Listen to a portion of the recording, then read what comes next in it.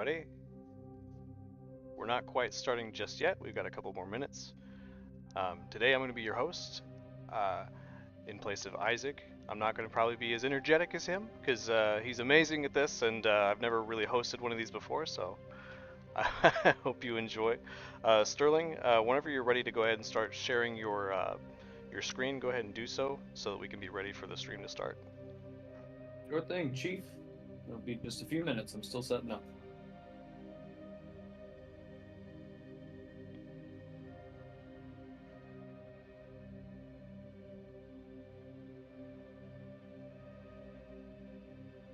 You got a bit of an echo, I think, through your stream.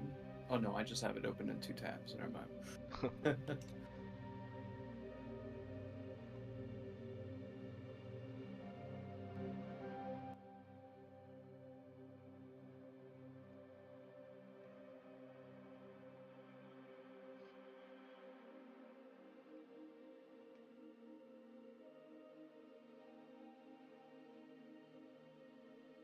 Oh, 1 minute left.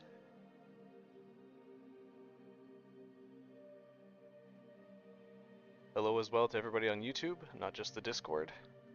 I see Capitan 24, Matthew. In Discord we have Ghost 61, Jurassic, Kyle Fitzpatrick, someone whose name is not showing up all the way because Discord's being weird today. Isaac, who's our social media person, and Sterling Thompson, of course, who's the star of the show today. Oh, you're so kind.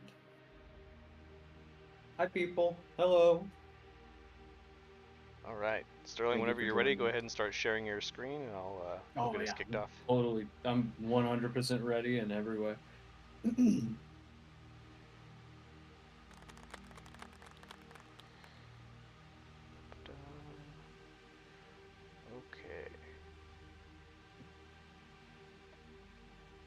Okay, let's kick this off. Let me just start off. Welcome everybody to our community event with Sterling Thompson, who is our 3D creature designer for Affray Interactive, working on SCP-5K. Today we're going to be taking a look at some of the creatures that Sterling has already worked on for us in the past and you've already played against in the game, and it is SCP-3199. Specifically, we're going to be looking at SCP-3199-BB, which is the infants or juvenile sort of version of the 3199 instance. So let me just share us over to Sterling real quick. Hey Sterling, say hello. Hello. Hey. Hello everyone. So today we are going to be doing some revamping and some changes to an upcoming variant of the 3199, the Adolescence. This is between the baby version and the adult version. It's not currently in game, but it's planned for it.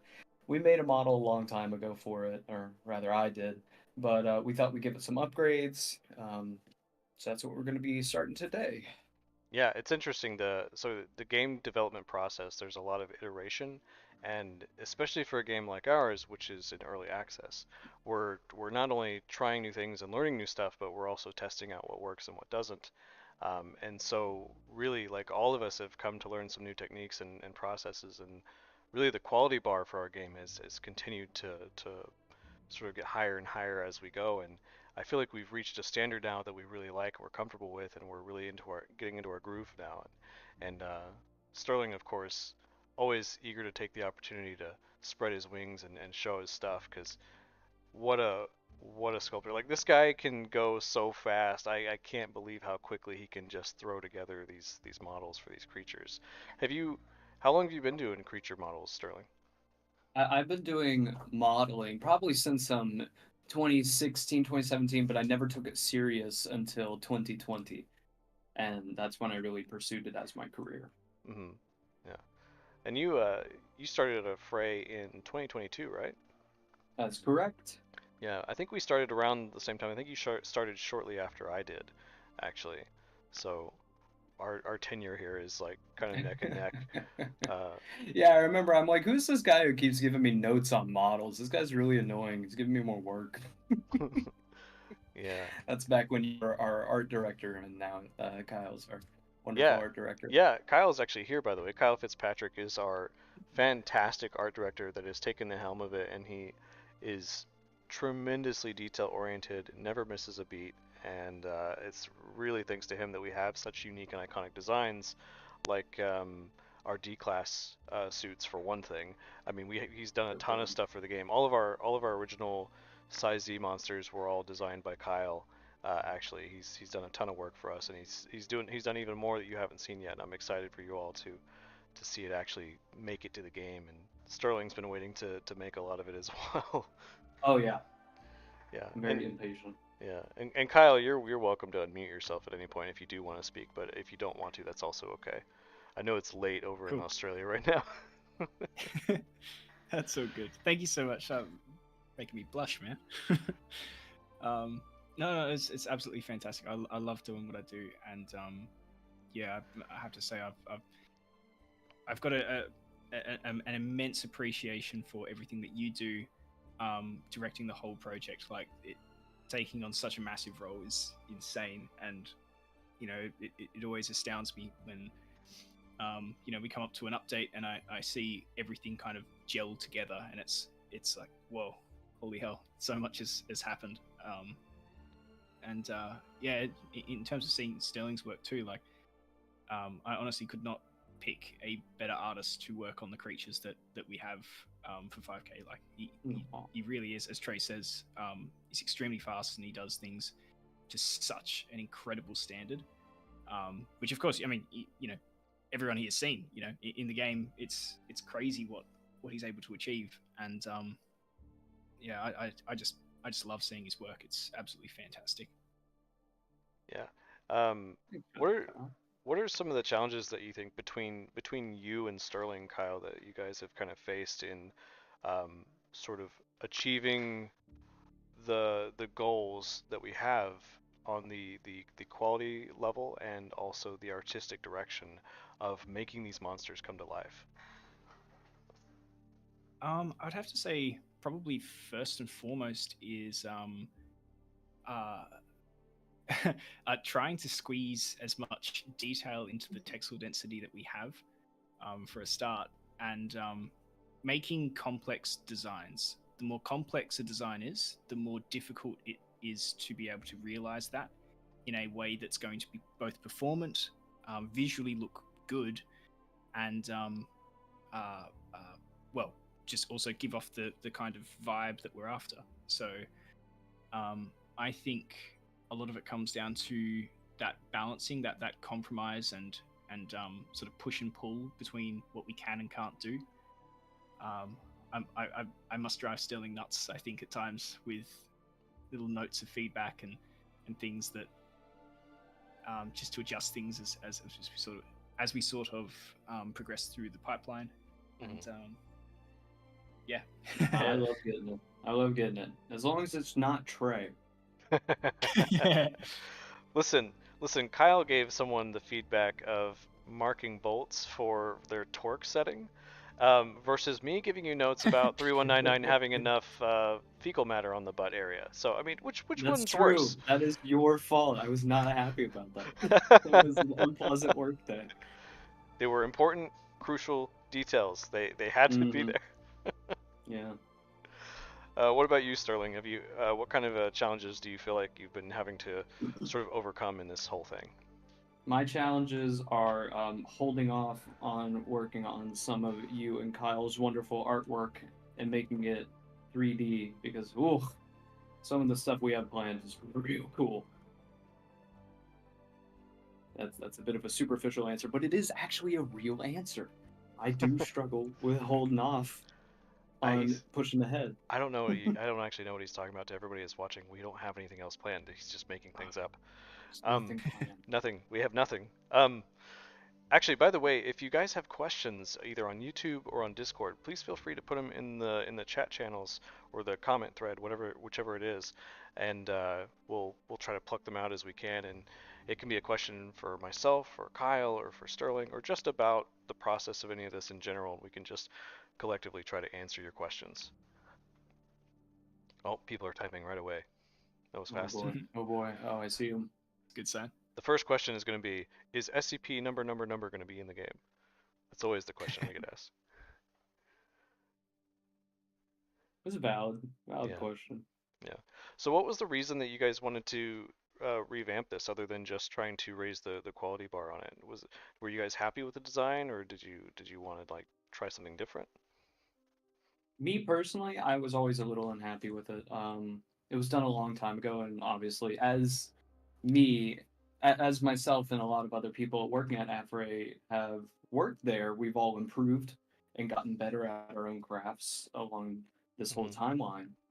And I feel I'm in a position to make just a higher quality um, version of this creature based on updated concepts. Gotcha. I'd have to say that just by nature of coming back to designs, like you yourself came back to this design a few times, and you took another crack at exploring different ways in which it could be presented.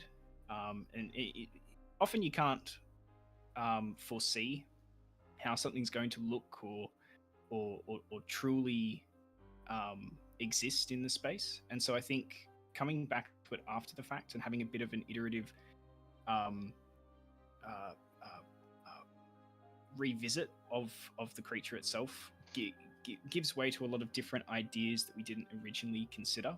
And I think a lot of the sketches that I've seen put forward just from that alone warrants a revisit of the creature itself, because there's definitely an improvement in the concept that we've got on screen at the moment, like the way in which the mouth is torn, and it not only visually is a bit of an upgrade from what we had previously, but also uh, presents a better rendition of how it's described, and how this creature potentially would appear as a juvenile, right? So if we think of it like logically, a creature like this being born um, and growing and seeming to have such a fragile anatomy, a fragile skin, fragile muscle, blood vessels that frequently bruise, it makes sense that a juvenile that doesn't have as thick skin as it is older would have a much more uh,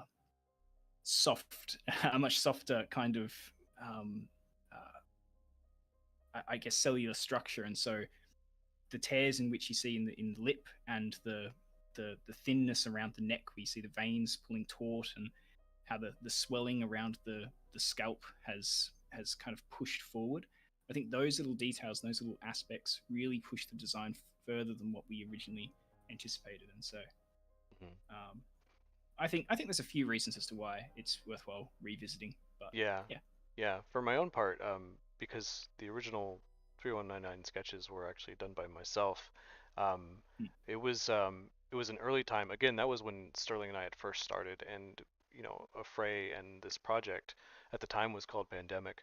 Um, we were sort of doing a lot of R&D and exploration, but we were also having to do it really quickly, because we had just launched into early access, and we needed more monsters and more SCPs, and we were asked to create this adaptation of 3199, and so we had some sketches, but we never really got to finish like fully exploring it, like you said, Kyle, and it's nice that we're getting the opportunity to kind of go back and like really flesh it out a bit more.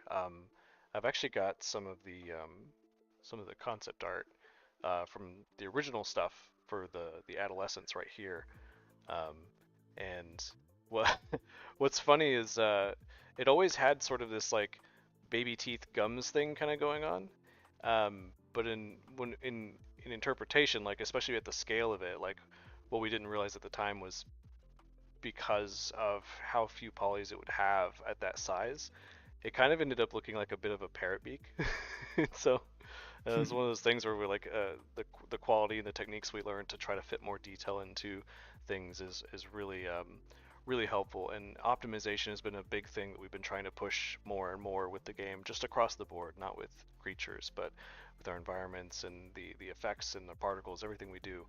Um, and so that's allowed us to have a bit more budget and bandwidth to try to pull off cooler effects and cooler monsters. Um, but before I get too carried away, it looks like we got a couple questions kind of queued up. I want to try to hit some of these. So, I'm gonna go back to Sterling though for a bit. Um, Someone was asking if SCP-7528 is going to be in the game. It actually is already. It's the screen anomaly, if memory serves correct. There's a lot of numbers running through my brain all the time for these SCPs, so I sometimes get them mixed up. Um, but let's see. Why did you put a wall between the elevator and where you see the little chicken dudes? You can't shoot them anymore, and you have to watch them be crushed. Oh, that's a good question. Why do we have to watch them get crushed? Why do you want to shoot them is what I want to ask. Why would you want to shoot cute, innocent little babies? They're not doing nothing to you. They're just doing their thing. Well, they have committed some crimes against reality, They existence. haven't committed crimes yet. They're Okay. plotting. Conspiracy to commit crime. Oh, Kyle, this might be a good question for you to skirt around. I want to ask, this is from YouTube, someone, I think their username is Sturban. Sorry if I'm pronouncing that wrong. I want to ask one thing. Is there a plan to add some futuristic, like, plasma/electric type of firearm or weapon? Yeah, sorry, I'm really throwing you under the bus with this question. Yeah. That's okay. It's a test. Don't tell them anything, Kyle. I won't say I can. Well, first of all, I can never truly confirm or deny anything in a concrete sense, but we certainly do try to explore as many possibilities as we can. Whether those possibilities end up making it into the final product or not is another question entirely. Especially when it comes to adding unique kind of weaponry and stuff. It makes it a little bit tricky because you have to consider quite a lot more than just the cool factor of having something like that in the game, because you have to also balance it, right? The entire experience needs to, I guess, coalesce and not be unbalanced. If it, like, for example, if someone ends up with a weapon or an object or whatever, and they can all of a sudden just outcompete everyone else, that becomes an imbalance that we need to correct. You don't want to have a circumstance if you're, for example, playing PvP and one person becomes completely overpowered and can just take everyone out. You also don't want to have that same circumstance happening, but between you and enemies within the game, because we still need to be able to experience a horror. Well, just a horror experience. You know, we need to have that kind of fear rock up, and you can't really, I guess, cultivate that without having a sense of disadvantage. Yeah, vulnerability. Yeah. Yeah. Oh, by the way, GJ Gaming, thank you for everything. This game is goated, and I can't wait for more. Thank you for the $5 on YouTube. That's awesome. Oh, We that's really so appreciate kind. it. Oh, Thanks, man. there's a little note. It says, "I'll send another $5 if Sterling will stop sculpting." No, I'm kidding. That didn't happen. They didn't say that. Oh, okay. Well, you know. Yeah. Eventually, the monsters are gonna get so horrifying and just realistic looking that they'll be like, "Please, please stop, stop it." This We one already looks pretty bad. He's in some pain here. Yeah. It's all these really harsh wrinkles. So a lot of times, what I like to do when I'm sculpting some of these things is I'll push some details pretty hard, Yeah. and you can always pull back.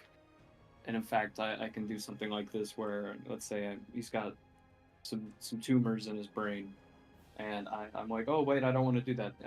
I saved my data there, and I can kind of erase that or pull it back slightly. Yeah. So it's a Honestly, really the nice face feature. that's making right now is pretty much every morning for me. Morning. Who wakes up in the morning?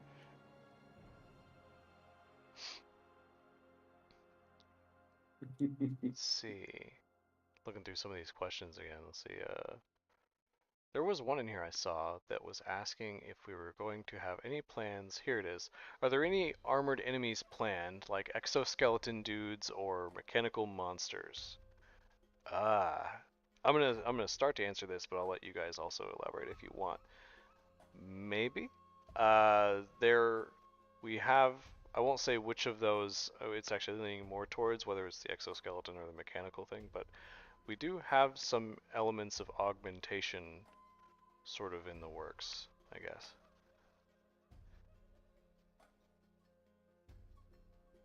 Oh, you, Kyle. uh, You just hear a zipper sound. Whoop! Man, no, that's yeah. That how would I contribute without giving away? You could talk about what would be cool about augmented enemies, or maybe not. Maybe we should let's just leave it alone. We'll leave it alone. Um, It's a thought. It is a thought. yeah. What an interesting It's a thought. thought. It's a thought that opens up a lot of possibilities. Yeah. Some of which we have definitely considered. Some of which we can't consider to remain in scope.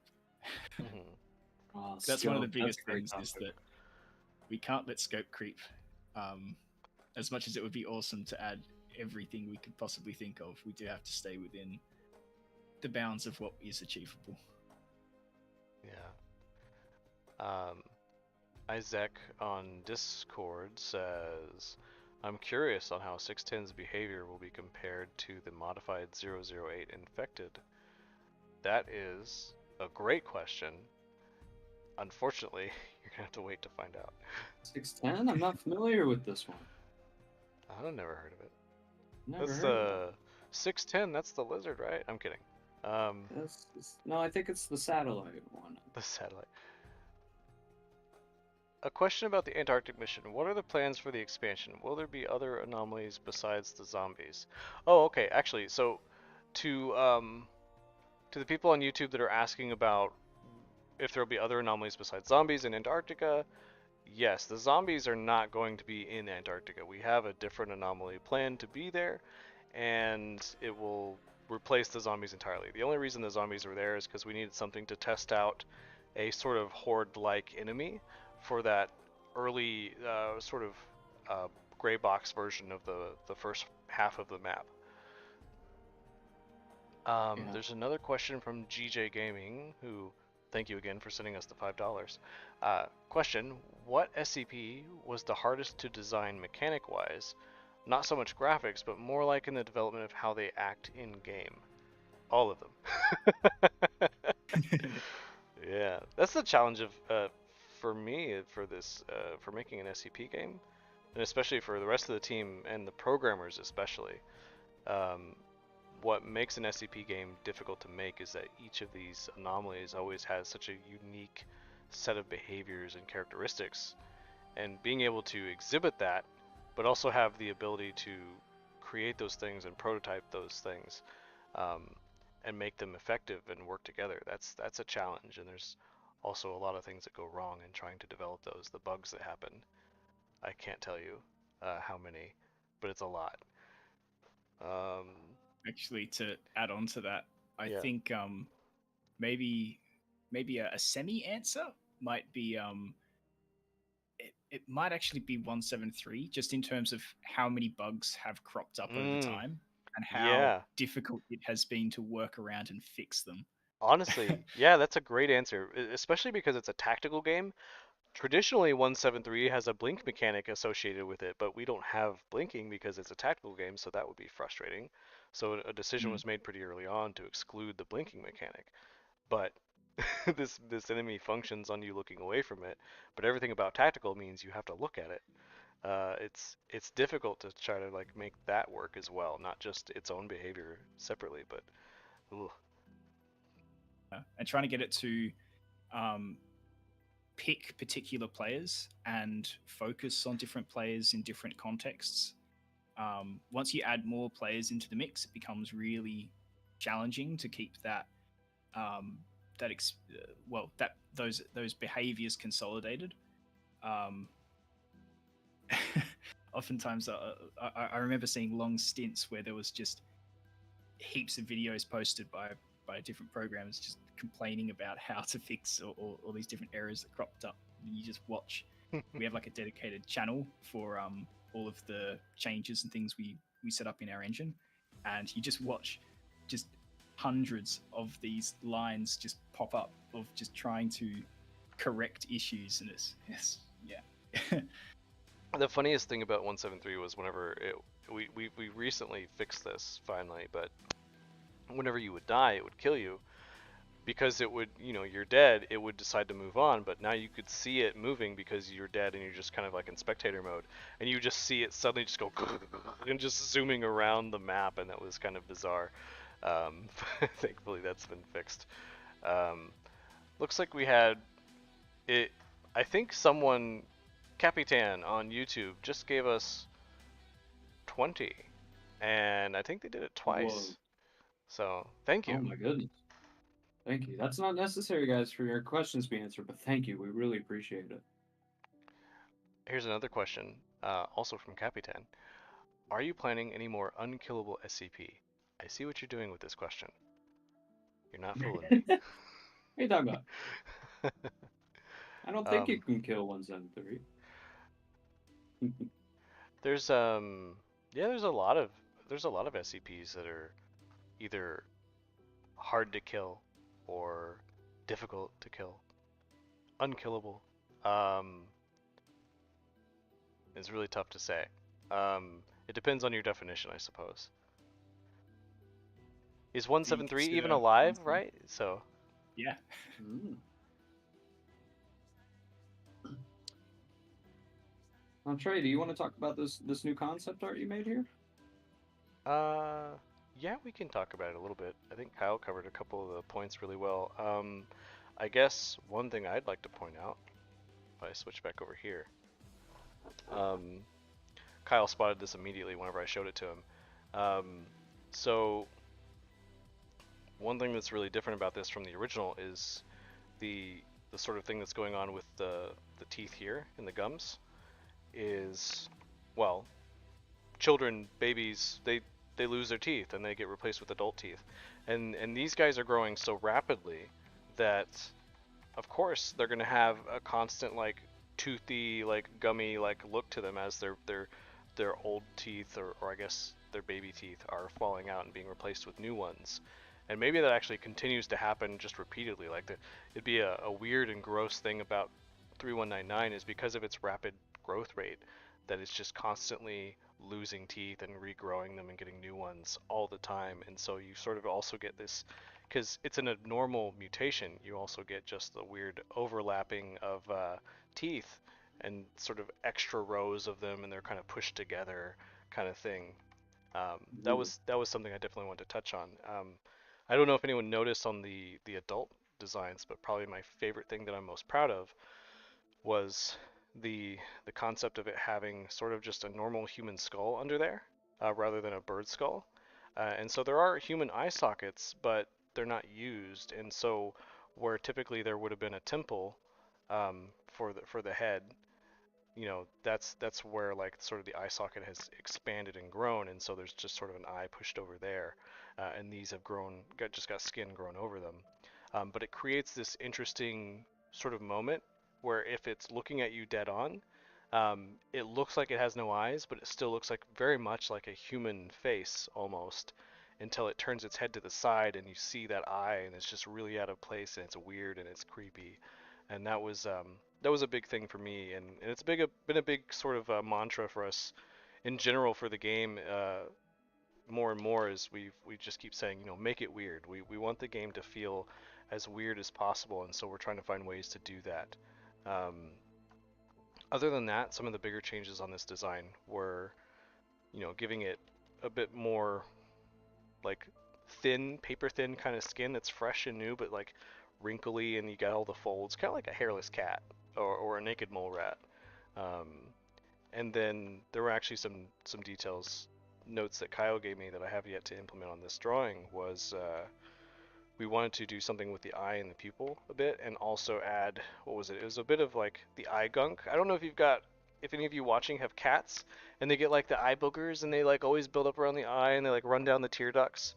With these being newborns, children get sick all the time, and they're also just kind of like gunky and sticky.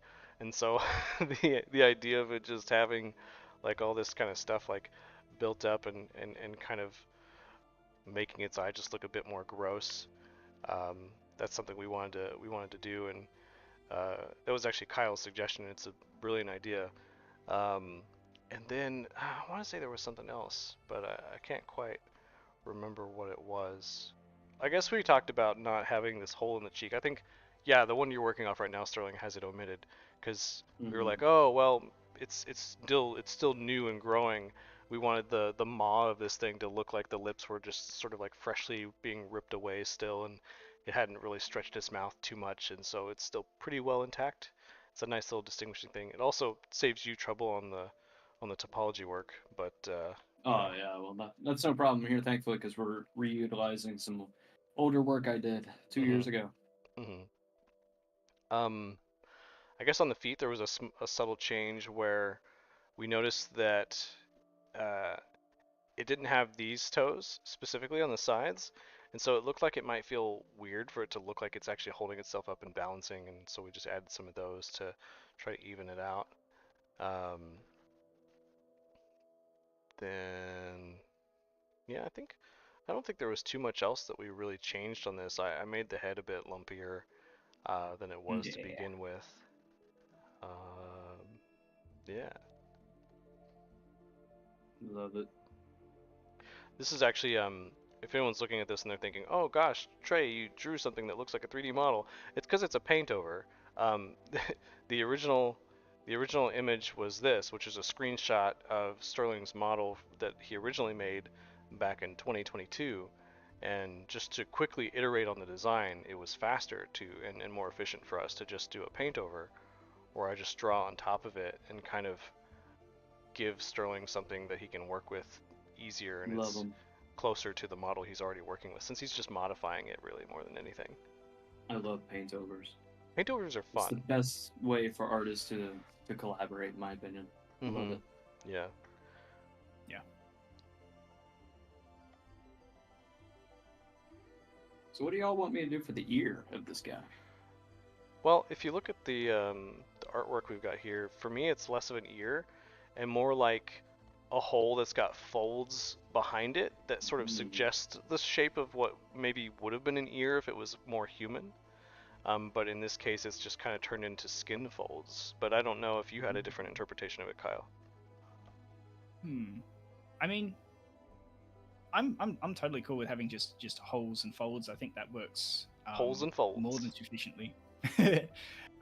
But what's kind of interesting about what Sterling just started to sketch out before is having a bit of that structure visible, almost like the cartilage is still kind of there. I think the thinness of the skin has really created an interesting effect where it's almost like the skin itself is still human and still potentially the same shape as a human, but it's being twisted and contorted from the inside, Mm-hmm. like the entirety of the internal structure itself has broken free, if you will, and has started molding itself, which is a very interesting kind of body horror, a fairly unique take on it, really. Um, so yeah, I think maybe having just some suggestive elements, yeah, kind of like that, where you've got um, parts of what the original cartilage would be just poking through, and then you can have your holes and things, um, kind of where the cavities would typically sit, Mm-hmm. That makes a lot of sense. but only subtly, only subtle though. Oh, hey Ryan, on YouTube in the comments, there's Rydog E. That's Ryan. He's a programmer that's actually working on some other side projects with me. So, hey, thanks for joining the stream. Let's see. I'm reading some of these other things just to catch up.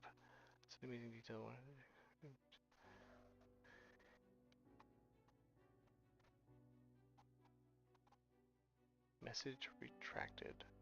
Huh. Some of them. I don't know what message retracted means. If someone deleted their comment or what. Yeah, yeah, you can add your comments. Hmm. Someone's being sneaky. Sneaky, sneaky. I do the same thing though, so no shame. What is the plan at the end of the story? How far will it go? Is a question from Sphinx on our Discord. Ooh. Um. Well,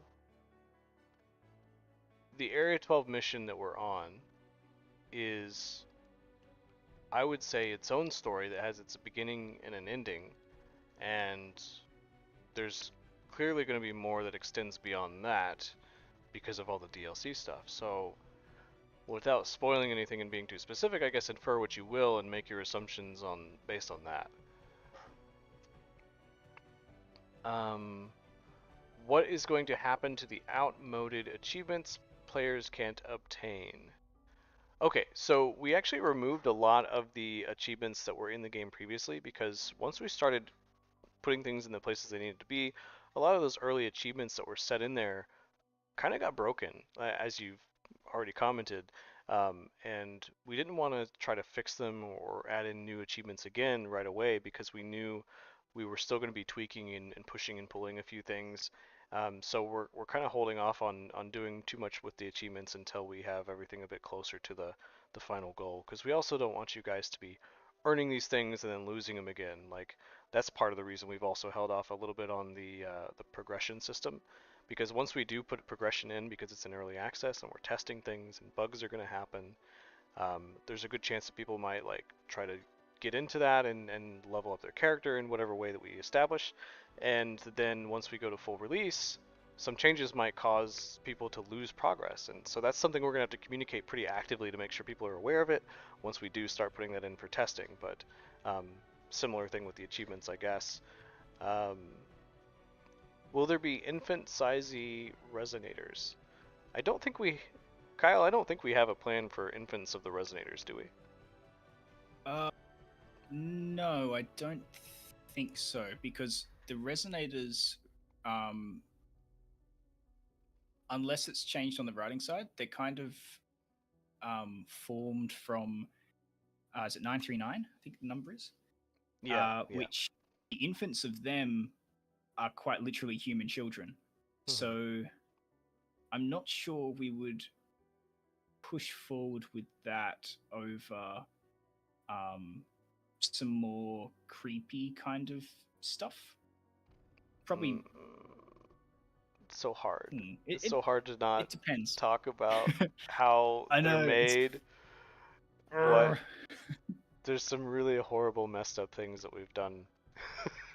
We've Yeah, personally done them. The real monsters are the game developers. true. It's very true. The crushing the babies thing is probably just the biggest indication of that. I remember it was originally going to be eggs the elevator crushed, and I saw it, and so everyone on the team that had to like scramble and be like, "Oh, we've got to put the babies in here now." That was probably my fault because I said this is kind of sad and morbid. We should not do this, and the level designer was like, "Oh, okay," and I said it should be the babies.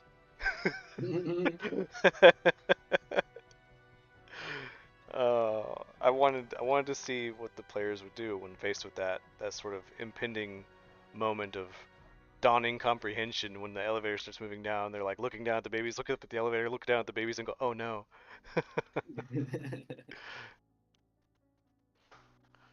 I love the players that just walk right up to it without a single neuron firing first. They just kill all. They attempt to Yeah, kill all the I was babies. I was not surprised, but I was a little shocked by how frequently people would just be like, "Yeah, I'm just gonna shoot these." Just they just, oh my gosh, you guys are merciless.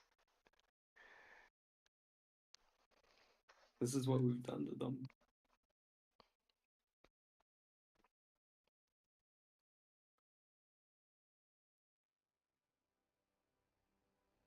Here's a question from Winning Abyss on YouTube. What inspired you to make SCP-5K? This is I think this is probably a two-parter. The first part I'm gonna need Kyle's help with because Kyle has been a part of the team longer than me, and I think I know a little bit about it, but I'll touch on that and then I'll let Kyle elaborate. Um, but from what I understand, it was a group of friends that started out in a modding community, and they decided they wanted to make a tactical game, and they also really liked SCP. And at the time, you know, SCP tactical horror was kind of like not not so not so popular anymore. And that quickly changed, not because of this game, but just in general, people started to make more of them. But they kind of got in together, a bunch of friends, and started making a game which I think was called SCP Ascension at the time, and then it turned into Pandemic, and now Pandemic is this. So Kyle can talk about the Pandemic thing, but then after that, I can talk a little bit more about 5K and sort of what has inspired at least me for the direction we're taking with the game in its current state. Yeah, it definitely was. It started off with I think it technically started off as a mod pack originally, but that was before I was part of the project. Um, I kind of jumped on board around about the time that it was called Ascension, and it was it was similar, but a very different plan of what that project was kind of going to be. And at the time, the studio was very much in its infancy. It was very small. There was only a few members and everything, and I was primarily working as just kind of like a freelancer. Really, there wasn't a whole lot of organization around it. It was, as Trey says, it was very much like a bunch of mates just kind of making something for fun. And then uh, over time, it sort of grew bigger, and I guess the scope of the plans of how it was like what it was to become just expanded, and yeah, I guess um, I think I think Trey was technically on in a more permanent capacity than me first, Oh, and I I kind guess of you're came right. afterwards. Yeah, you were a Yeah. contractor originally, and still a contractor once I joined, and I was full Hmm. time, and then we brought you on, and you it was sort of you and me because when it was like me was the full time art department was it, and then you got Yeah. on here, and it was a huge help. Hmm. Yeah, and it sort of just grew from there. Mhm. But yeah, it's gone through a few iterations, I think, and yeah, I think it's definitely in a far better place and direction now than what it was. The original ideas were cool, I won't deny, but I think this what we're doing now, and I can't say too much about it or I'll spoil stuff, but I think it's definitely a step up. Not just in terms of the gameplay experience, but also in terms of like the narrative, in terms of the visuals of what the spaces are meant to be, and the vision of what, like, I suppose that's probably not the right word. The interpretation of what the Foundation and what Area 12 is meant to be Mhm. is far more significant than what it was originally. Um, Yeah, yeah. I agree with that. I wouldn't want to, I wouldn't want to put down any of the efforts and work that went into it, a massive amount of work by a lot of people long before Mm. my time here. Um, um, the the thing that we're making now, the project that we have, I would say it's like a more distilled version of the cumulative amount of work and ideas that has gone into this from the start. Um, and really, people like myself are here taking the pieces we had and trying to find the best places for them and make them work together in the most interesting way in the most feasible way that we can obtain uh, a completed project by the end of it that's satisfying and interesting and fun. And we're not just trying to distill, in my mind, like a good game, but just also a good interpretation of SCP. If anyone here is an SCP fan already, then they know that there's not like a specific canon to the SCP wiki and stories. There's not a one main like sacred timeline. It's sort of all these different branching variations and possibilities. And if you tried to include everything all together, you'd have a lot of conflicting science and creatures and stories. So what we've tried to do is we've tried to create, like, in our adaptation of an SCP universe and story, that we have our own specific version of that canon that does define as far back as the origins and the creation of the Foundation as an organization, and up to now where things have kind of unfolded with the Omnicide and the 5K story. As far as what really inspired us to do 5K, I think we just the people that were in charge at the time, I think they just really liked that story and the opportunities it gave. Because what it does is it gives you a chance to tell a story but not be stuck in that one thing. Because the 5K story is about being able to reset reality. So that does give you a little bit of freedom to not be locked in a way. And I'm trying I'm trying to say that without spoiling anything. So I think that's probably why we gravitated to this. And um, I say that it's an interesting thing to be telling a story like this that is about the human spirit and free will and all these, like, massive cosmic existential themes, but also being a tactical game where people want to run around and shoot each other and feel good and be the good guy and just blow stuff up, right? Um, you want to be, for me, I want to be responsible with this and not just make it feel like, oh, you are just a good guy no matter what, black and white. Like, you shoot them, they're evil, you win, hurrah, you're awesome. I want to try. I want all of us to. I think we're all trying to convey the idea that there are more complex narratives in this, and whenever you do something, it's sort of unclear if you're doing good things or bad things. Like the same kind of feeling you get if you're not a psychopath whenever the elevator drops on the babies. There should be, like, a little bit of a pang of, like, oh, I kind of feel bad, And we want to try to build on those kinds of feelings, I guess. Let's see what other questions we got. We want to respect y'all and challenge y'all. Hey Sterling, let's see how good you are at this. Would you consider an acid SCP that spit at you, like, for example, the spitter from Left 4 Dead? Acid SCP. Yeah, that'd be a fun one. Having anything with, like, a big mouth or something that it spits a projectile. Projectiles in general are, like, more interesting typically when it comes to game design, at least in my opinion, than just hit scan or simply just melee, because I think it allows players to utilize their mobility a bit more than just hiding behind cover, and it can make combat a bit more engaging. So, from a gameplay perspective, I really like that idea of something that spits at you. From a modeling perspective, it could be a whole different kind of designs or something. It could be something with a big mouth, or maybe it has pores on its chest that it fires out of, or something. It would all be up to the wonderful artists on the team to determine and figure that out. And then we work together with them to interpret that in three-dimensional space. Pretty good answer. It was okay. I give it a B.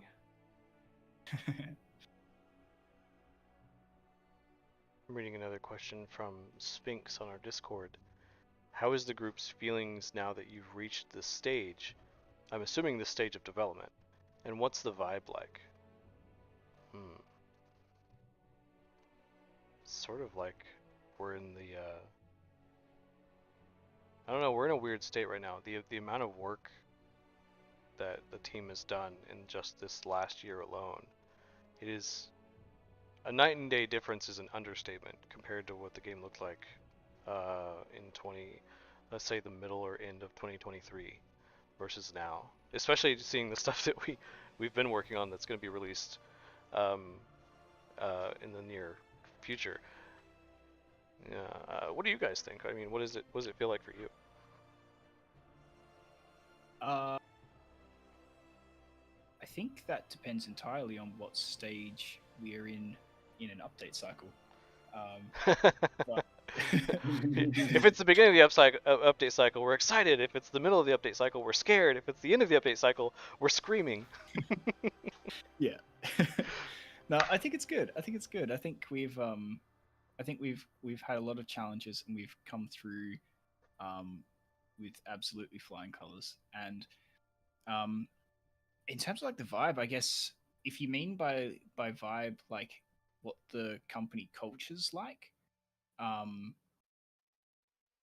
I mean, from my experience at least, I've never worked somewhere that's been um, this comfortable. You know, just with so many friendly people, so many people that I'm happy to call my friends, people that make coming to work and jumping into meetings and doing just work with each other, collaborating. You know, I don't think I've had the pleasure of working somewhere that has had such an inviting nature to it. Um, and yeah, no, it's just good. It's hard to Job. describe. The, It's genuinely just someone's fun. interpreting your answer in the chat as job comfy, Kyle. Yeah, Yeah, that's it.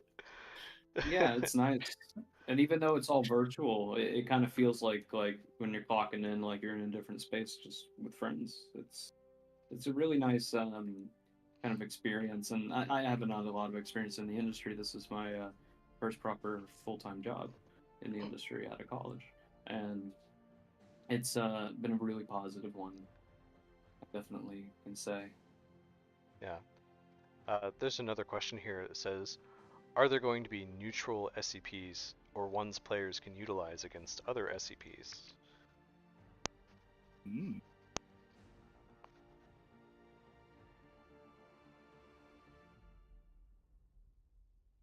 Very How quiet. would you answer that one, Ture? Yeah, true. Well, I would say that the answer is a very strong possibly. In fact, some of the things that you're seeing on your screen right now might be alluding to that a little bit.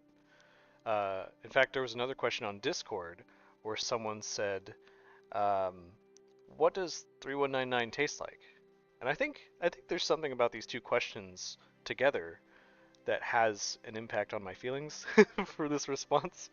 Um, Gosh, you know, it's just you gotta have you gotta have a plentiful, economical supply of lab rats, right? So, what would be the most convenient thing to use?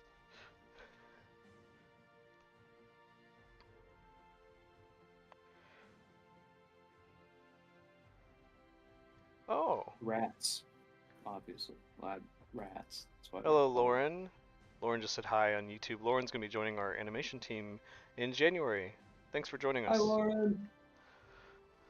Hello. Do you design everything in the game like 3D models of anomalies, characters, and gore meshes? Um, Me. I imagine this question from me because yeah. you I don't sort of know if they're assumed. asking. Are they asking if you specifically design all of it, or if just that Afraid designs all of their own stuff? Okay. I Uh, can answer this one if you're okay with me. yeah, please. Yeah. Afraid designs all their stuff. Yes.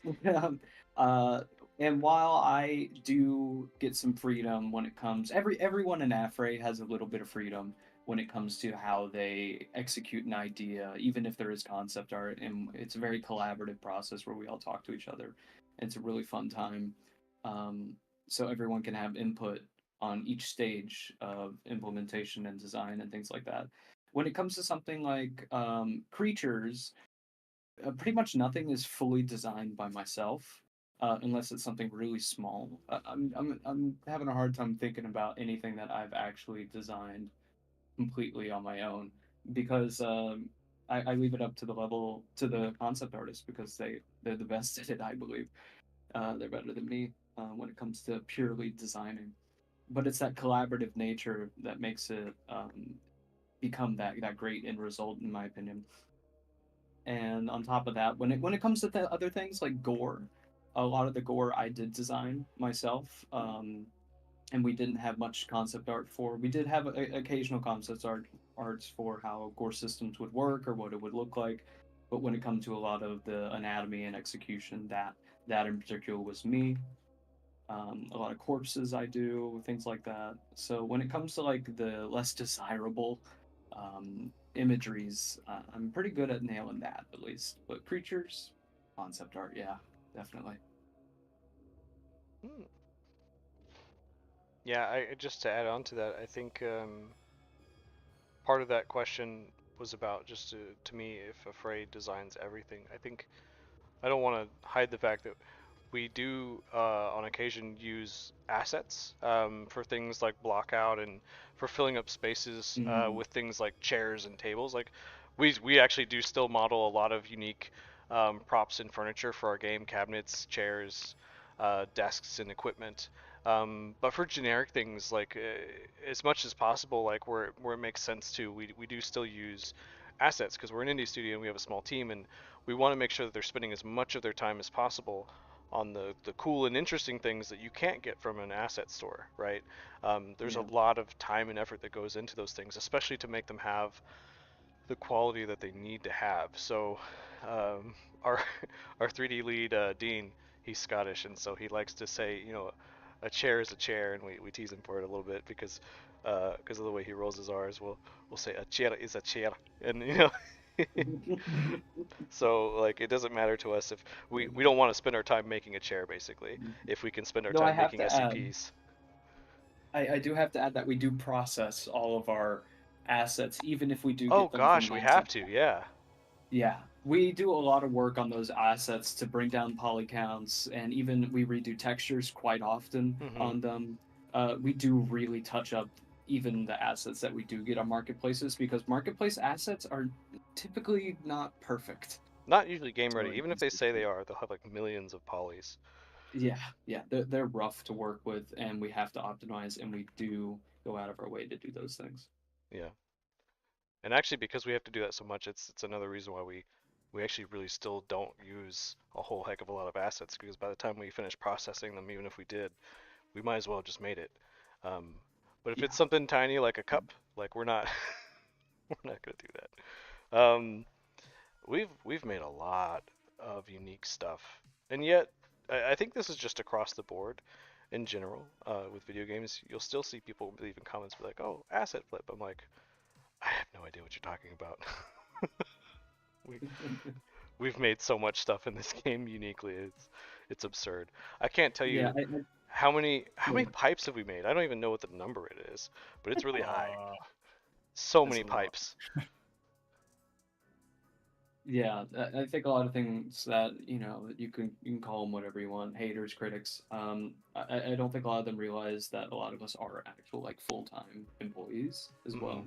Like we are only working on this game. We don't have a lot of other side stuff going on, Hmm. and yeah, we just want to make something good for y'all.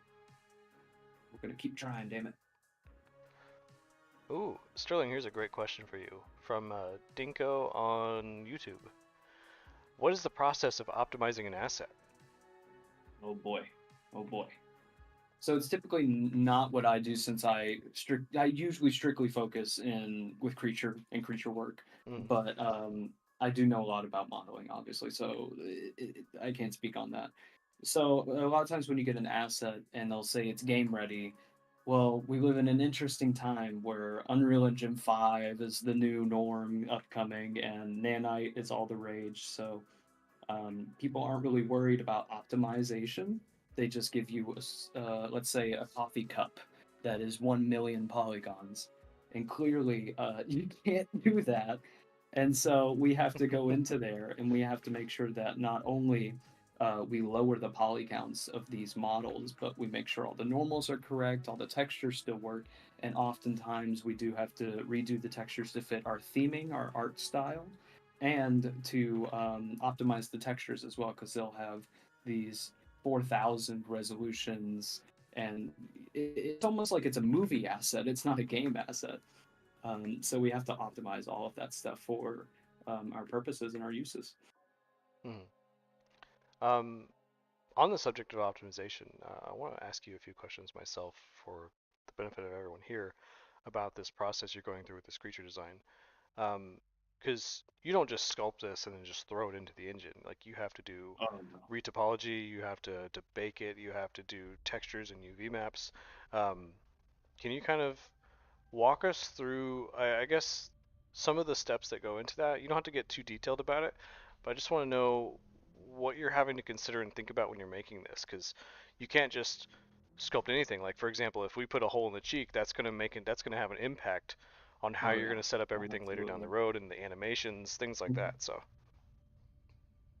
Yeah, so when starting something like a creature, it's important to go into it knowing how it's going to move, how it's going to behave, how it walks, how it runs, and just having a vague idea. You don't need to know everything, but having a vague idea and being able to picture it in your head is really important because you want to figure like, okay, where do you want the skin to be folding when it moves its arms, where the wrinkles going to be in the skin, and you use those kind of elements to help with detailing, of course, and but this model right now is nearly a million polygons on the screen, and if I go up one more, it's yeah, it's 3 million. yeah, our technical And director this gives is you a budget for what you need to aim for like the game ready poly count, right? So, what's the budget for this?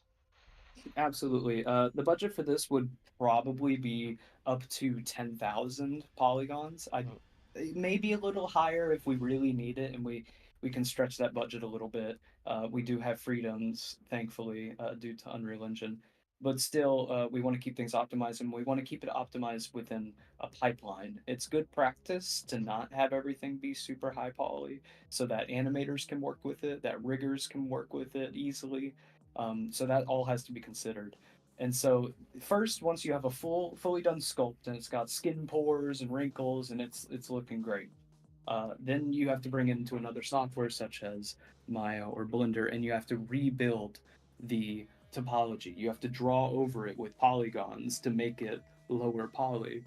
And then what you do is you do a process called UV unwrapping, which basically tells the software where to cut it and where to flatten it out over a texture sheet. And so once you do that, you can actually bake high resolution details onto something that is, for example, this low poly, and it'll look like this due to how texturing works in games nowadays and things like normal maps, which give the illusion of extra detail with how it reacts to lighting. So it's a really satisfying process when it comes to once you finally have this. This is everyone will tell you, every artist will tell you, is probably the most grueling part of modeling is retopology. And thankfully, I did it 2 years ago for myself here, so I don't have to worry about it. That's great. So I yeah, So hope that was in depth enough. there's actually another great question that's come into the chat, but before I sort of pass that question around, um, I wondered, Sterling, would you mind if we kind of gave them an opportunity to see how myself and Kyle might give you feedback on something like this? Because there's something here that I want to give you a note on, but since you're in the middle of sculpting it, I don't want to wait till you're done. Oh no, give me those notes. I All need them. right, Kyle, you ready? Go. Okay. So, can you zoom in on the head just a bit, Sterling? Yeah. Great, great. That view is perfect. Okay, I'm gonna take a screenshot real quick, and then I will put it next to the art, and I'll pop back over to my screen in just a second. Okay. I say that. While you work on the feedback, I'm gonna give them teeth. Boop. Hmm. Do you mind going back to that angle again? Oh yes. For some reason, the screenshot didn't save to my clipboard like it's supposed to.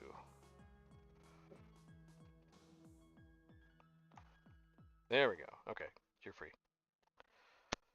Okay. I moved my UI around, so I'm getting used to it. Okay, so this is hopefully going to be interesting just because you're seeing us give feedback in real time to something that's going to go into the game. but also you're going to see sort of the balancing act I'm going to try to do here. I used to be the art director, now Kyle's the art director, and it's important to me to try to give someone like Kyle the creative autonomy and the freedom to still be the person that's in charge of making those calls. It's tough though, and for myself, I know I can sort of accidentally gravitate towards like getting too involved in that, um, and so I try to like figure out where to shift my decision making there, and it's challenging sometimes, but let's give it a shot. So here we are. Kyle, can you still see just fine? Wait a second. Are you sharing? Oh, it's on the stream. Sorry.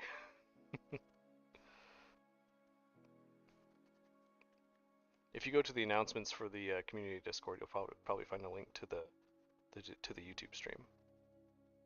Oh, the YouTube stream. Yeah, yeah. My bad.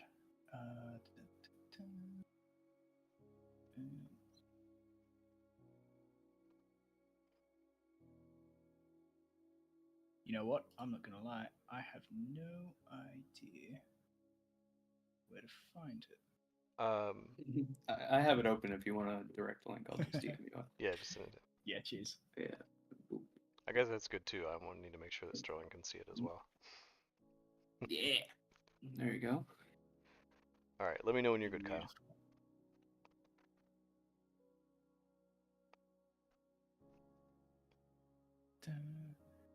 Wait for the ads, and there we go. Oh, okay, that's beautiful. Yeah. All right, you can see it. Okay, so Sterling, are you ready? I'm ready. All right. Now I know you're trying to not account too much for like how big the mouth is open here because it's a pose in the drawing itself. But the thing that I'm going to point out the most is on the head here. Here, let me. On the head, we've got sort of the center line, and then our eye line is sort of here.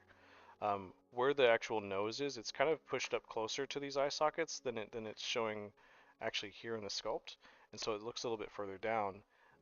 If we could actually take, well, I guess I should be asking you, Kyle.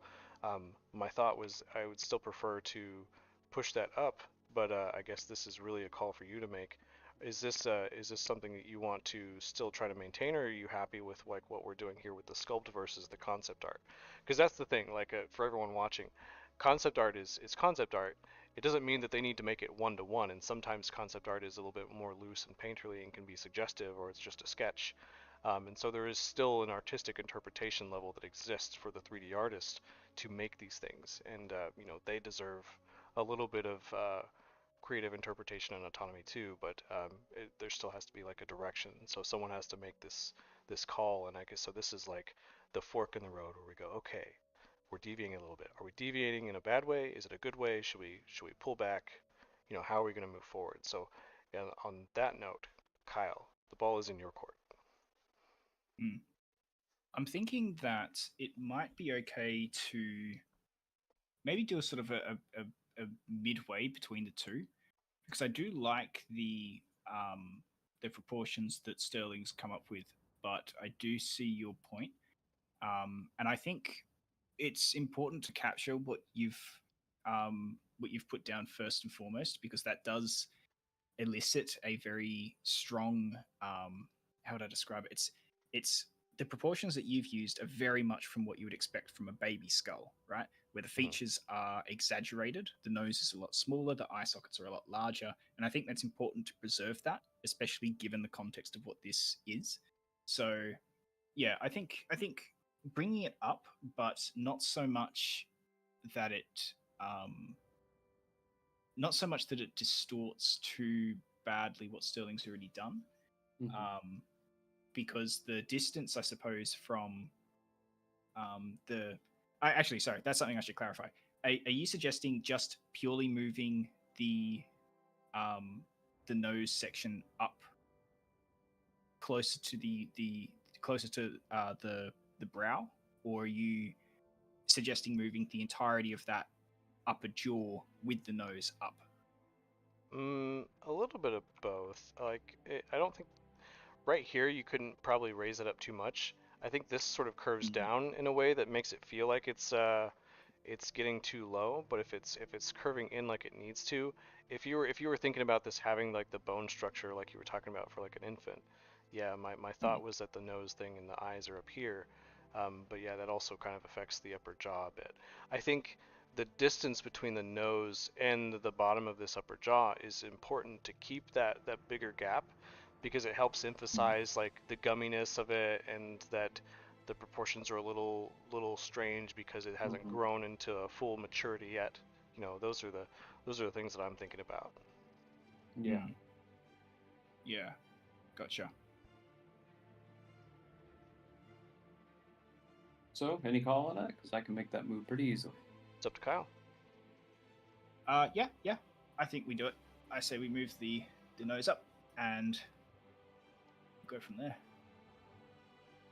This is about that. It's a good about catch. that good. That a little better. I gotta course correct here on the corners Go of a the map. little higher, perhaps. Yeah. Okay. Tad.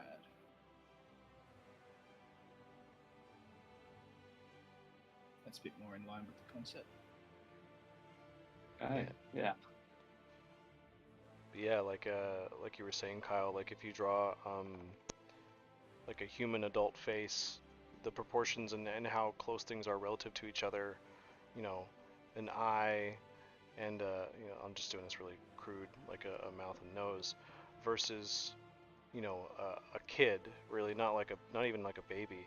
You get sort of like these more rounded features, and so the chin is smaller, and it gives the impression that the head is more bulbous looking. But what you tend to get is because I I think it's your is it your eyes that are always like the same size but never actually change, or is Yeah. that yeah? So a kid's eyes No, it's always your look brain. that's not true. It's your the kid's eyes always look bigger because they're always the same size, but the head is itself is smaller. The nose is smaller, and so it's always kind of like pushed up and tighter in whenever a kid is younger. Um, and then they have their smaller mouth, but that sort of gap, if you can see here, is like it's a difference. Like one's closer than the other, kind of thing. I'm doing it very crudely here, but you get the idea, I guess. More illustrating it for the purpose of the stream, I suppose. Um, on that note, there was one other change we could do to 3199. I'm gonna just hear me out. Hear me out. I just, you know, I could be wrong, but I think this would add a lot of character to our, what do you think? What do you think about this? There's a bit of a delay on the stream. Gotta wait for the There's like punchline. 20-second delay or so. I'll have to wait. But yes, absolutely. You haven't even seen it yet. Yes, yes.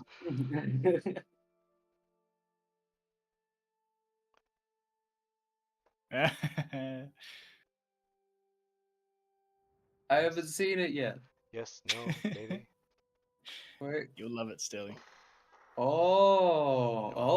Yeah. This is a good tactic here. Yeah. It's a homage. See, I'm to doing the it on the Queen. stream. Everyone's gonna see it. They're gonna fall in love with Mustache 3199 Baby. Now we have to do it. It's just some hair We cards. have to do it.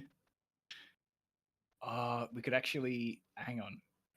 Okay, so we could do it with hair cards, or and hear me out. We do this with some bones, so we can add some jiggle physics to it. Ooh, jiggle physics on the mustache. When it Oh, runs Albie's at, gonna be mad about it's that. running at you and it's bobbing along on the way, but its head's like going to side, and its little mustache. It's so cute. I'm always pushing for the wiggle bones, but Albie's like, we can't do that real time. It's a multiplayer game. I hate logic. You could tattoo Mario's hat to the top of him. No, Luigi's hat. That's for modding. I think I saw a question about modding. Someone Yeah, asking if we're going to add mods. yeah. Modding support. We do plan on having modding support, and we're gonna try to have everything set up to be as easy as possible for the community to create mods for the game. I th- I think I heard Albari talk about the potential. Not I'm not saying we're doing this, so please, it's on recording. I'm saying here and now, I'm not guaranteeing that this is what I heard. I might have misunderstood, but I think he said he was making plans for a custom modding SDK for the game um, once we get to full release. But don't quote me on that. But we Not are confirmed. yeah, but we are planning on doing modding support either way. Um, there is another question, the one I said I was saving, which was uh, someone saying, hey, I'm going to become a 3D artist um, for gore and the anatomy stuff on games, and since you did make some of the gore Ooh. for this, how much research did you do, and where did the research come from? And this is a great Oh question because goodness. Sterling tries not to look at real stuff Yeah, too much. yeah, this is a really interesting one, actually. I like this question. Okay, so firstly, just knowing anatomy is good, and you don't need to memorize it. You can look up sheets that showcase where muscles are. And another good way of doing it, if you're not too squeamish, is to look at gore from other video games. Most gore in video games is very stylized, and in the sense that when someone's head explodes, you can see their eyeballs flying out, you can see brain matter everywhere, but real life gore isn't like that, usually at all. We're basically big bags of meat and red ketchup, and we're very fragile, and so when anything happens to us, it just spills out. But with video games, particularly what I've noticed, things like Doom Eternal or Mortal Kombat, the gore is a lot more defined, and in that sense, it feels like it's more realistic, but it's actually not. It's more stylized. So just being able to crudely model like flesh or certain organs is definitely a good start. And then you can really have fun with just harmonizing those together with goop. Just gooping it up between lungs, a heart, guts, muscle structure, real muscle structure, and even a bone, like a rib cage or a spine, and just gooping it up in between all those elements. And you can get a very interesting silhouette doing this. So yes, I see the comments coming through on Discord. Yeah, it's pretty crazy doing gore, but you don't have to traumatize yourself to do it. And I don't recommend looking at actual gore. There are a lot of movie props you can look at. There are a lot of other video games, a lot of other artists who do things like zombies. I think those are great resources to seek if you're going to look at how to accomplish this. Yeah, that's a great one. There was actually Ghost Ride Productions, I think, is one of the ones I sent you a link to look for gore examples that are for props, so that you didn't have to do too much research on Yeah. real frozen people. Still Oops, have to look it up though. did I say frozen people? There are times I do have to look up real gore, but it's okay as long as I know what I'm looking for. Hmm. Sometimes it can be tricky because, for example, if you're looking for a specific kind of gore, Yeah. sometimes you do run into a wall where you can't find examples of stylized or interpretations of how that could look. Absolutely. And the tricky thing there is that you do just have to be aware of Yeah. what it is that you, We have to go out and you make have to be our mentally prepared for references. Yeah. Kyle has a lot of dead people under his floor. Hee Look at what you've done. Oh, what do you mean, Sterling? What's wrong? Something the matter? Here, I can delete it. That'll fix it, right? Oh, I wasn't talking about that, but no, Oh, you the can keep GIF. it. We're in a GIF battle, Trey and I.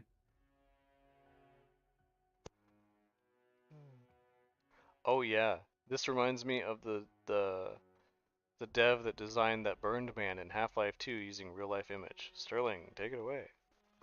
Oh gosh, you want me to talk about that? Yeah, you love Half-Life. Yeah.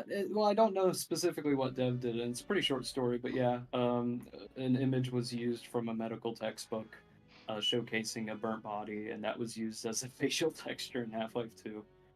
It's still there, So even in it's still there. the recent release.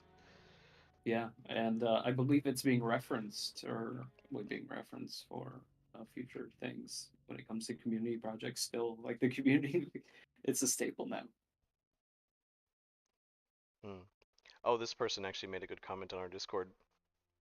They said, I mean, stylized gore is best anyways. Actual gore tends to be not only bad for your psyche, people brag about watching it in their free time.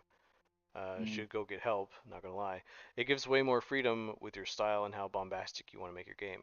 It's also this absolutely. bizarre thing, like in film, stage, and in video games, if we made the gore look realistic, like really realistic, it would look fake, and people would find it underwhelming in a weird way. Yeah, Um, and so we have to exaggerate it to make it feel like right. There's this interesting thing that absolutely. happens not just with gore, um, and Kyle and Sterling can probably speak to this quite a bit, but essentially, uh, there's a very big line, at least to me, between what feels right and what is technically correct. And just everywhere when you look in a game, whenever it comes to the art, I think that's pretty prevalent. Yeah, absolutely. Yeah. No, it's definitely a balance. You know, you can have things as realistic as possible, and that's cool. But at the end of the day, the like what really matters is the player's experience, right? So if part of the experience is made stronger by having something be more realistic, then sweet, that's fantastic. But if there's something that would do well or feel better for a player and be more enjoyable, be more fun, or just simply just have a bit more impact, then going with the stylized option allows you a lot more freedom, as Trey mentioned, that you wouldn't otherwise have. So, like a great example, right? Let's say you shoot a zombie, right? If you had that completely realistic, it would feel underwhelming because not really that much happens when you receive a single gunshot wound to say like your chest, right? There's a particular sequence that happens from that sort of thing. But in a game, you could have that explode. You could have all these particle effects. You could make it go absolutely crazy and give a lot of sound. You could do so much more creatively in terms of feedback to the player to create that more impactful of an experience.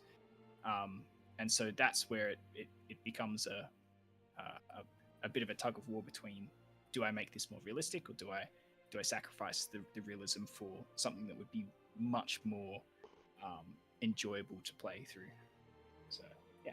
Yeah, that happens with not even just the art. Um, when you're designing for a game, gameplay is sort of the constant thing you have to be aware of versus how something looks or reads. A narrative can have an impact on this. Um, the the thing that's difficult is knowing how something works in real life, but having to understand the affordances versus what you're capable of doing in the game world that you've made, um, and trying to telegraph things to the players and make sure that they're understanding something. The same reason that touchscreen phones will have haptic feedback. They'll vibrate and feel like you're clicking a button whenever you tap something or press something with your finger on the glass to make you understand and feel like you've just given input to something. You have to do things like that in a similar way with video games. The player has to understand that something has happened. You have a health wheel on a game, and it's there, you can see it. If you take damage, it goes down. It might even change color. Ours does.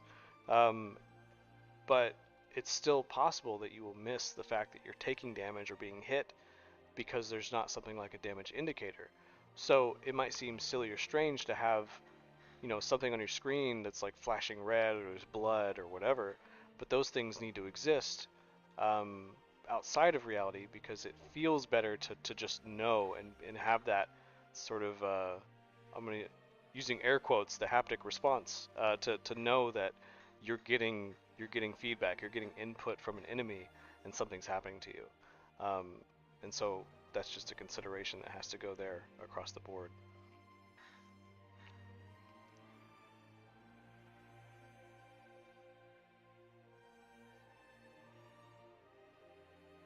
On the subject of Sound is so gore, important. oh yeah, sound's amazing. Sound is yeah, talk about that a little bit, because I mean, I'm not sure if anyone played the new update and really paid attention to the sounds, but it has been such a significant improvement since our last update and how the game was before. yeah, Truly one of my favorite updates we've made yeah. to a system. The sound team is doing an amazing job.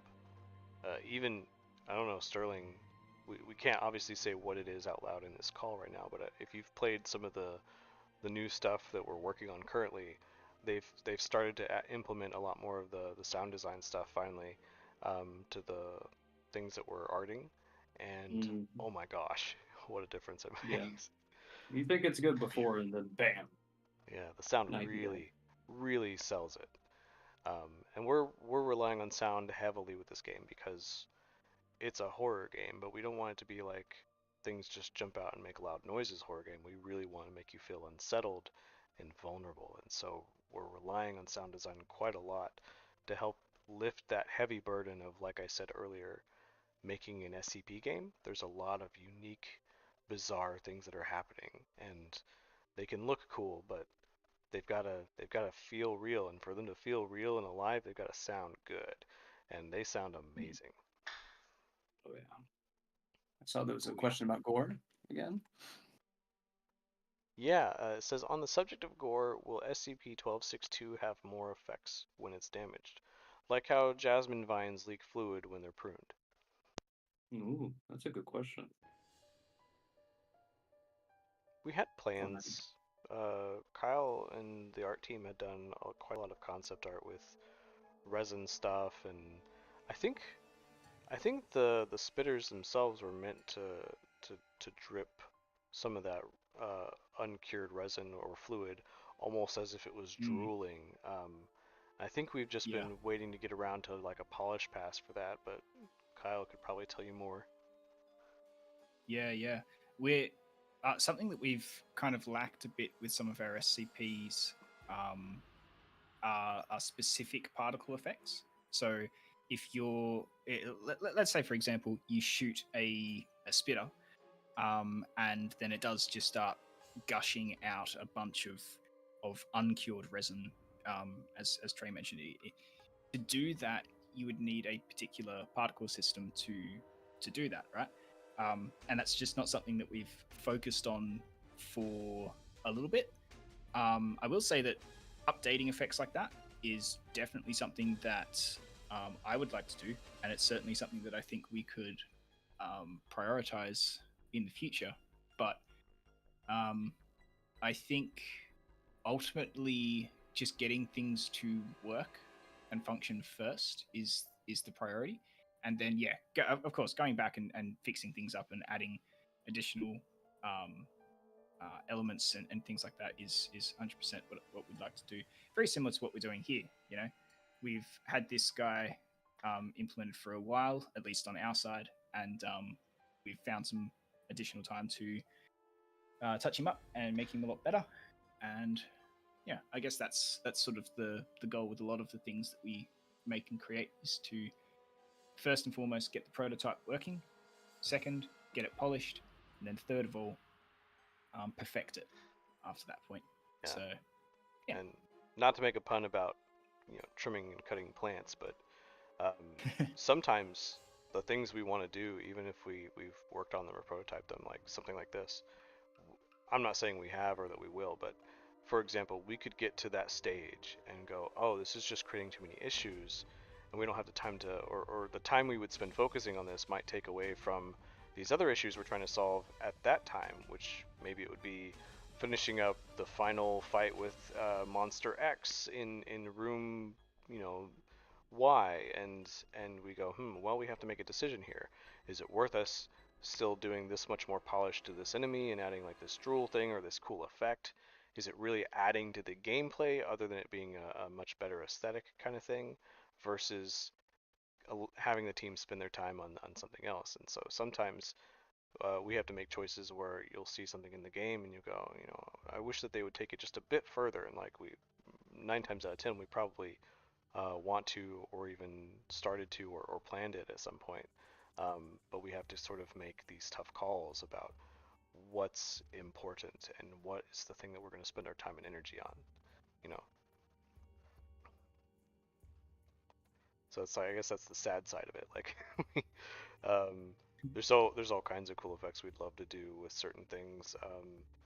Like if we could actually show 3199 adults like vomiting up their eggs and laying the eggs, and then the eggs hatch and then they grow incrementally and we see it happen, that'd be amazing. Some games have done something similar to that. I think Fragmented Minds, SCP Fragmented Minds, another really cool SCP game that takes place on Mars. They've got a great project, and I think their version of 3199 does grow in front of you. I could be wrong, but I Oh, want it to. does that? Maybe not. I feel like I'd seen them doing some tests for it, but they definitely show a lot more stages of it than I think we do. But Hmm. regardless, you know, and maybe maybe that was something that they tested, but then decided, oh, this isn't worth it. I don't know. Um, but I guess in any case, you should go check out their stuff too as well. Anyway, Yeah, they're cool. here's another question. SCP-098 right now seems to be terrestrially bound. Will it ever be able to climb surfaces? Uh, there's a shorter answer to Tricky one. this. I think I can answer this. Um, yes and no. The nav mesh and making enemies like fly or climb walls or walk on ceilings isn't just like you push a button and say, okay, well, we're going to turn off gravity and you can walk on the wall or something like that. So we um, we have to have systems in place to support this kind of thing, especially with their navigation and any other things that happen like doors or moving parts and other characters. Clipping is a thing we have to keep in mind. But we do have plans for like reveal animations with all of the monsters, and that means that having things like an enemy could be attached to a wall or a ceiling or hunkered up in a corner or in a hole, and it would seem like there's sometimes a lot of smoke and mirror games that you play in making video games. You just need to achieve the effect. If it's not important that they crawl on the wall specifically for the gameplay, but you want to give the impression that they do so, this is where a reveal animation will come in handy for us. We can have them be situated there, and then whenever they're woken up or activated or they're aggroed, then they will play that reveal animation where they climb down, and they're not actually navigating on the walls, but it has an animation where they climb on the wall or climb down or jump down or whatever it is, and then they begin attacking us on the floor. But in your perception of it is still, oh, these things can climb everywhere, and so you're just paranoid and you're always looking up after that. So it still achieves the gameplay effect you're looking for. So it won't really climb on the walls, but it'll have it'll give the impression of that ability because it is sort of like a spider-like thing, even though it's a crab. Um,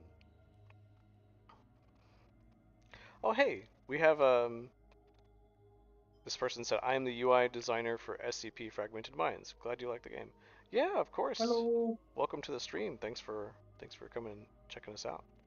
You guys have got a great thing going. We love what you're doing. It's a really cool and interesting take. You're putting an SCP game in space, and so you get to do a lot of things that we can't do. And sometimes, I'll be honest, that makes us kind of jealous. And your single player. That too, yeah. Yeah, there's a lot of challenges. I'm sure you all have your own challenges making your game. For us, we have certain limitations that we have to work with different, unique enemy behaviors with the monsters. We keep talking about this. That's especially a challenge with networking and multiplayer. Um, but because you don't have to worry about the networking and multiplayer side of it, I guess, it means that you have the room to put more effort and time into those expanded behaviors and unique movements and types of enemies. So I guess the pressure is a little bit harder on you guys in that regard. Um, so sympathies there. You guys are doing great work though. Oh, you made our loading screen too. I Oh, didn't that know was that. you. Oh, That was before my time. That's awesome. I love that loading screen. The sounds too with it is so good. yeah. I think that was commissioned probably before I joined, and then it got implemented probably the first year I was working. So it's a cool thing. Wow. That's awesome. Well, thank you for contributing to our project. Um, I'm glad You rock. you've got a home over at HST with Fragmented Minds. Looking forward to it.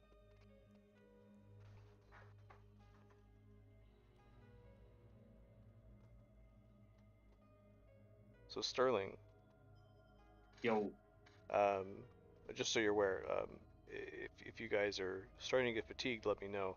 I figured we'd cut this off at the 2 hour mark, which means it's 10:33 my time now. So that means we've got about 30 more minutes.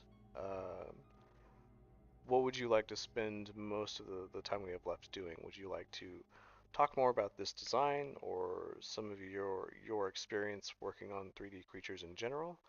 Or do we want to try to just Ooh. gather up some more questions? Ooh. I don't think I want to open Pandora's box right now. I'd love to take more questions too. Yeah. Okay. I don't know about you, Kyle. How are you feeling? Hmm.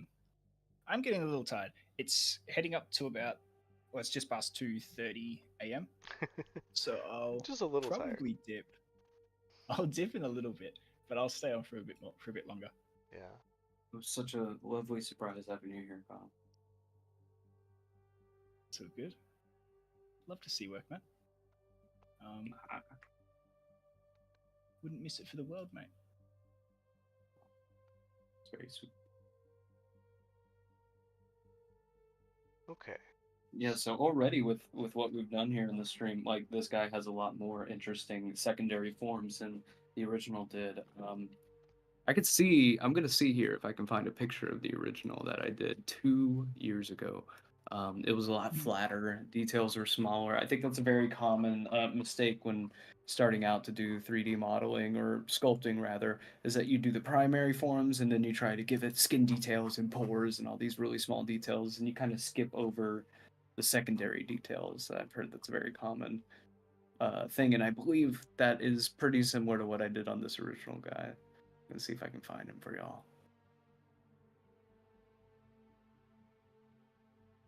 Hey Trey, here's Yeah. a good one for you. Yeah.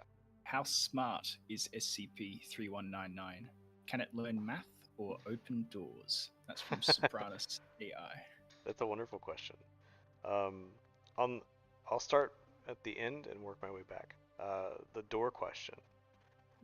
I have likened these things on intelligence level to the velociraptors in the first Jurassic Park.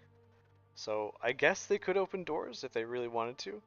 Honestly, door handles or not, motor skills may not be necessary. These things are pretty heavy, especially if you read the wiki. And if they get a moving, they can probably just knock that door down. If I'm being honest. Um, but as far as their intelligence level, mathematics, maybe they have basic mathematics skills enough to know if there's like one egg missing or not from their nest. But I would say that they're intelligent enough to have self-preservation. That's something that we're trying to really like have present in their behaviors is that um, they don't just stand in the open, dumb and unaware of like the fact that you're pointing a gun at them and shooting at them and that you're a threat. Um, by the time you've encountered them, they've already encountered people with guns and they at least recognize them and go, "Ooh, that's a bad thing." Boomstick. And so they will try to get out of the way and duck and find cover and then find another way to get to you and get the jump on you without you being able to shoot them. Because it's not a duck hunt game, and so in that way they're at least that intelligent, because there's still a human brain in there somewhere, or at least some amount of a human brain of intelligence versus the chicken, right? Um, which really 3199 is kind of an absurd monster if you just think about it on a base level. a human chicken mutant hybrid. Uh, but I think that was sort of the fun challenge of it. And enemies that are smart are actually, I think, a lot easier to be scary. Um, but Sterling, it looks like you found the model you were looking for. Oh yeah, yeah. I found the old guy here. I was showing him a little while ago there. Yeah, it was 2 years ago. Now I'm just gonna focus on the head here since we don't have the rest of the body focused on yet, because a whole body is gonna take me a little longer than what we have on the stream here. Mm-hmm. So yeah, I think it's a bit of an improvement, as you can see. Yeah, we got a lot more pronounced folds in the skin. And I think it registers the scale of this creature a little better. It's not a single cell organism like this original one. It's got actual skin. It's got weight. It's got dimensions to it. Some depth, and I think it's a fun showcase there. Tell you what, the skull, like the one with the absent eye sockets, is actually way more pronounced in the version that you've got currently versus the original.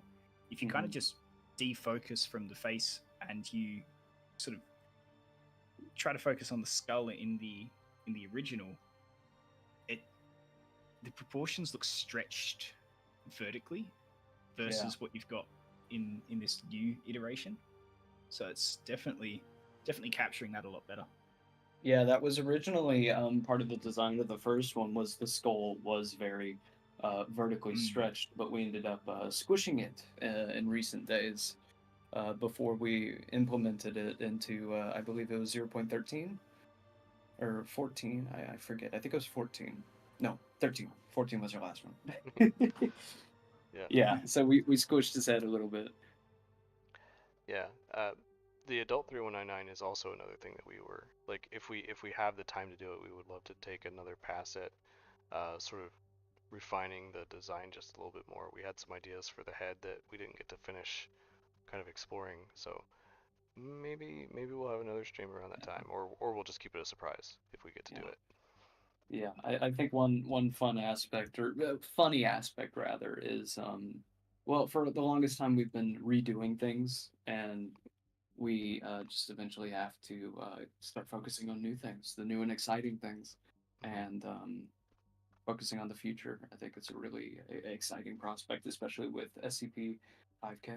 Yeah. Oh, hey, GJ Gaming, thank you again for another $5. They actually have a question this time. They said, how have you guys coordinated throughout the process of making the game in terms of design, gunplay, graphics, etc.? Any particular difficulties? That's kind of that's a big question.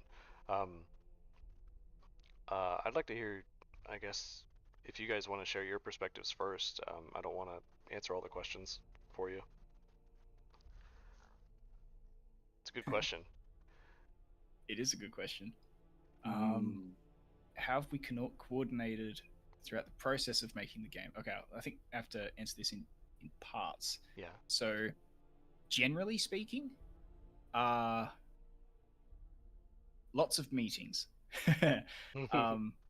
Lots of meetings, a lot of organization around tasks and where those tasks sit in pipelines, and a lot of work developing pipelines to make sure that those tasks get done.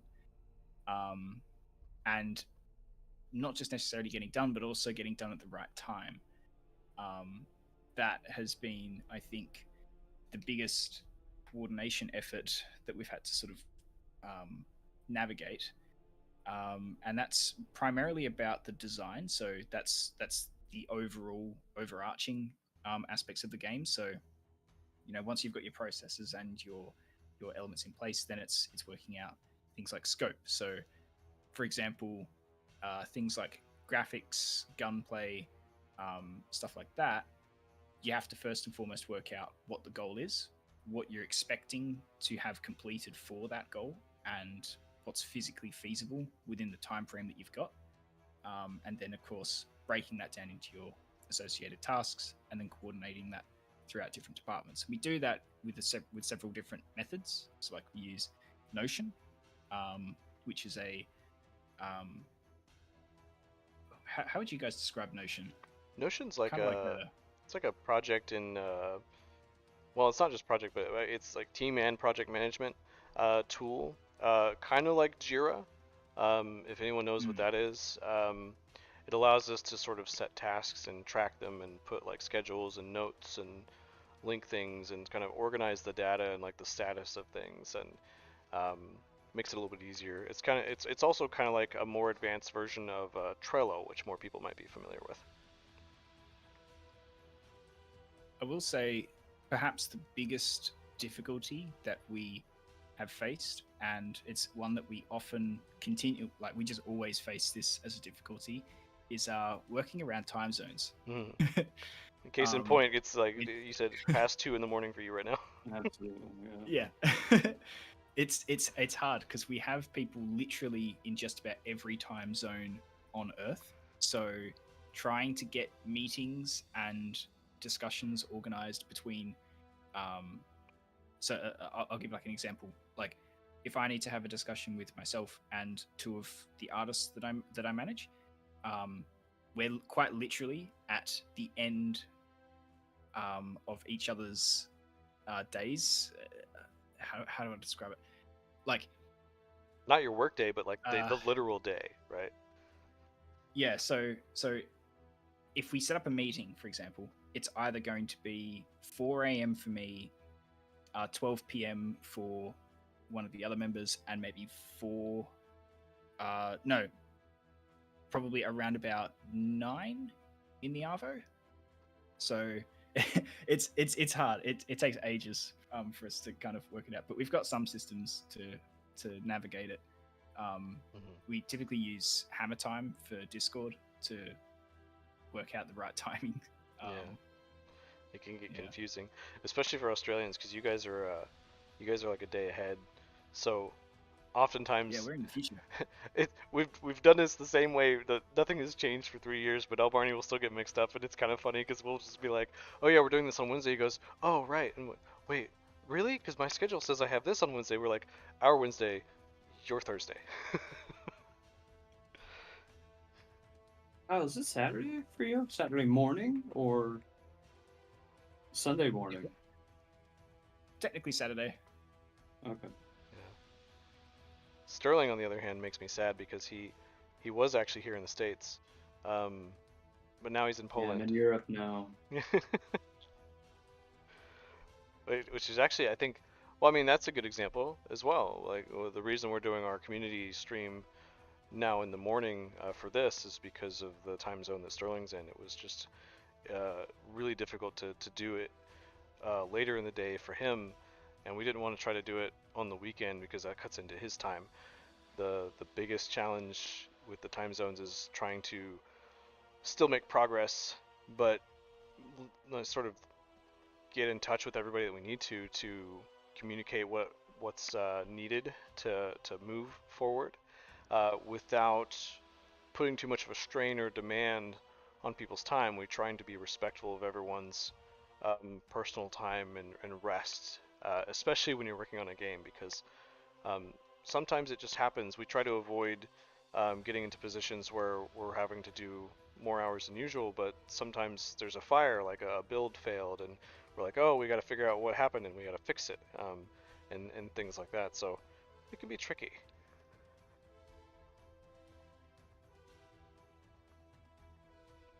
Always Yeah, I sit challenging. here and I make doodles all day. What did you say? Just doodling. Kyle just. I just sit here. Oh, I thought you were saying Kyle just sits around and doodles all day. Yeah, all Kyle No, does is well, draw maybe pretty he does. pictures. I don't know. I was speaking for Shots myself. fired. So, so reductive. Like, all this guy does is draw pretty pictures. It doesn't work.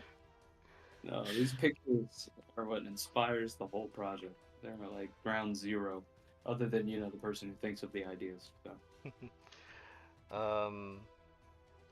We got a few more questions, and we've got like about 15-ish minutes left, so I'm gonna try to get through these quicker. These are mostly for you guys.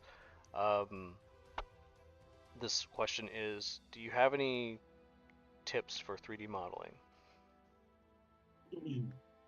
Okay, very broad question. It's a very broad But question. it doesn't seem like it because modeling has a lot of niches to it. It's actually really interesting. when I started Reference. modeling. The first modeling that models that I used to make, I was thinking to myself, "Oh, it's gonna be so easy. I could make these epic character." But no, no, you got to learn basics. You got to know what is a polygon, and you got to know just all these little tactics and tricks like unwrapping UVs and doing texturing. But it all depends on what you want to specialize in. What do you want to do with 3D modeling? Do you want to make creatures? Do you want to make monsters? Do you want to make pretty rooms? Do you want to just do like CG? There's a lot of things you can do, and the resources that you're allowed to see just through the internet is incredible. And I did go to university. I did go to an art school, and I can easily say that the most things that I learned and some of the most useful stuff I learned was through experience of trying it myself and following tutorials online and just collaborating with other people. So if you're getting into 3D modeling, firstly, expect frustration at the beginning. It does get better and easier if you just keep at it and keep learning the software. Because the software is going to be some of the most important stuff you learn, and it's going to be the most difficult stuff you learn. But once you get past that hurdle, it's that knowledge of how and what to do within that software that transcends the software and becomes like an industry wide thing.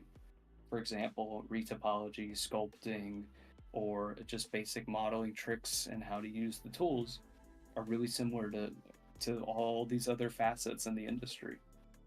So if you learn those basics and try to do something simple like the Blender donut tutorial, that's a great place to start. And if you keep at it, you will get better. That was very well put.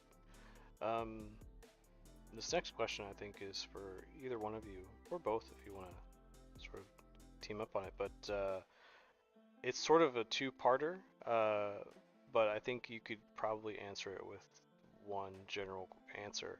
And it is, how do you approach visual storytelling in gore? For example, if a containment breach happened, how do you hint at an SCP's nature just through the gore it leaves behind? And what inspired your approach to designing gore in your games? Do you have specific influences that guide your creative direction? Yeah, that's a really interesting one. So before, how we've done it at Affray, we've thought of a certain scenario and idea that we need gore for. Like one of them that we did was we need gibs for arms. And so what I would do is I would make these gnarly gibs that I keep in mind that could be used for in any scenario. They could be used for being ripped off, being blown off, because that's just what our budget allocates to. We want to reuse as much stuff as we can with our resources. And so with that in mind, I make very generalized gore. But then there's things that are a bit more specific, like some of the gore when you use a shotgun against a soldier or a guard, and it blows a whole hole through his chest. Now that's a lot more determined by like what how strong your weapon is and where you shoot him, and we definitely do keep that in mind. But the wonderful part when it comes to environmental usage of this is that it's up a lot to the level designers to utilize our gore and props in the environment to tell that story. Like in the intro cells for the game, we have a dead guard that has his limbs ripped off, and then there's resonator claw marks everywhere. So it's pretty easy to tell what happened to this guy just based on other context clues in the environments. The gore itself doesn't have to be so specialized, more so the context of how it's used. That's exactly right. It's the forensic approach to how you place it in the environment. A great example, also in the same area, is I think it's right before you manage to exit the space. You have there's a guard who's kind of knelt down, and his head is completely twisted around in the opposite direction. Now, by that point, you are currently being stalked by 173. So it becomes extremely relevant as to how he died, because that, if you're an SCP fan, you know that that is the telltale kill method of 173. But what's really interesting is that that's a very minimalistic approach, right? It's using very very little gore to insinuate what happened to the character, and it's opening it up and creating a more uh, atmospheric kind of creepy encounter because you're finding this body in a way that you would not expect to find a body, um, especially still propped up, kind of as if they're still alive. Um, Now, if we were to compare this, for example, to I think it's just before what we call Hell's Descent, um, there's a massive amount of gore just plastered all across the entranceway. Now, that becomes a really interesting, um, I guess, space because you've got several different enemies running about throughout that area. You've got resonators running past, you've got guards, you've also got the zombies. And so, in that circumstance, it becomes a little bit more open ended. You can tell that a front has been held at that location, and you can tell that a lot of death has happened. A lot of people or creatures have met their end quite violently, but there are no bodies. And that then creates a sense of intrigue because you don't know where those bodies went, you don't know what happened to them, and there's not much information as to what actually happened to them. And so that's where we start to branch into more of the paranormal horror, right? Where you start to get these environments that don't quite make sense, but deliberately and in a way that is um, that's intriguing and that invites the audience to really consider what could have happened. And so that's really what we sort of do. And so it just depends in terms of what SCP it is. Mhm. I hope that answers the question. That's perfect. Just to cap that off, one of the things that Kyle and I have really wanted to do is I'm sure a lot of you are familiar with the sort of yellow paint method that you see in a lot of video games. We of course didn't want to do something like that. To each their own. There's different ways to telegraph things to players in video games, and sometimes it's necessary and it works better or worse in some things in different settings. What we wanted to do was we tried to keep the immersion as much as possible and limit the UI. And we want to sort of use the blood. I'm so glad that you used the word forensic. I'm so proud of you. um, that's exactly what we're doing. Like you're the FBI branch of the anomalous stuff, and so you're the UIU. So we're leaning on investigative qualities of you not being. You're not a Marine. You're not the Army. You're an FBI person. You might have tactical training. You might have a military background, but you are at your core an investigator. And the nature of SCP is about bureaucracy and documents and cryptic clues and implications. And especially in horror, like not giving you all the answers up front is really important. And so leading players into those things for the horror purposes and for the storytelling aspect of things, and also the gameplay. The blood has been sort of our yellow paint, and so we're trying to be very specific about how we use it in those ways, just like Kyle said. And the thing I wanted to touch on was the bodies thing. So when you see a body with its head twisted around, until you've learned from a document or from an encounter with 173, the statue yourself, you don't understand what that means. But once you learn that, you recognize those signs. And so if you encounter more scenes like that further along, you'll either know it's been through here or it's still here, and you know what it is. And you can start to pick up on these clues and these contextual things. And sometimes it's just the mystery and the excitement of like, how the hell did this happen to this body? Not specifically with the head twist, but anything else you might come across. We're going to try very hard to continue this theme of sort of breadcrumbing to the players what's coming and what's looming ahead based on the scenes and the kind of gore that you will come across along the way. Um, there's a lot of things we can do that are very specific that you can find in the SCP Wiki already that describe the kinds of horror and gore that you witness and discover based on specific SCPs. And I can't elaborate, but we're definitely leaning onto that quite a lot. So you guys covered that beautifully, so thank you for those answers. Um, We also got another $20 from Zen. I know this person is the Freak. They're Mr. Trenton Strobel. Thank you for joining the stream, old friend of mine. That's very generous of you. And you've actually got your own question for us. And this might be a good question to end this off with, because I think we'll each have our own answer to this. The question is, and this is very important for everyone watching here that's just a person that plays video games and likes to enjoy them. It's important, I think, for everyone to understand and educate themselves on the process of game development and what people go through to make these things.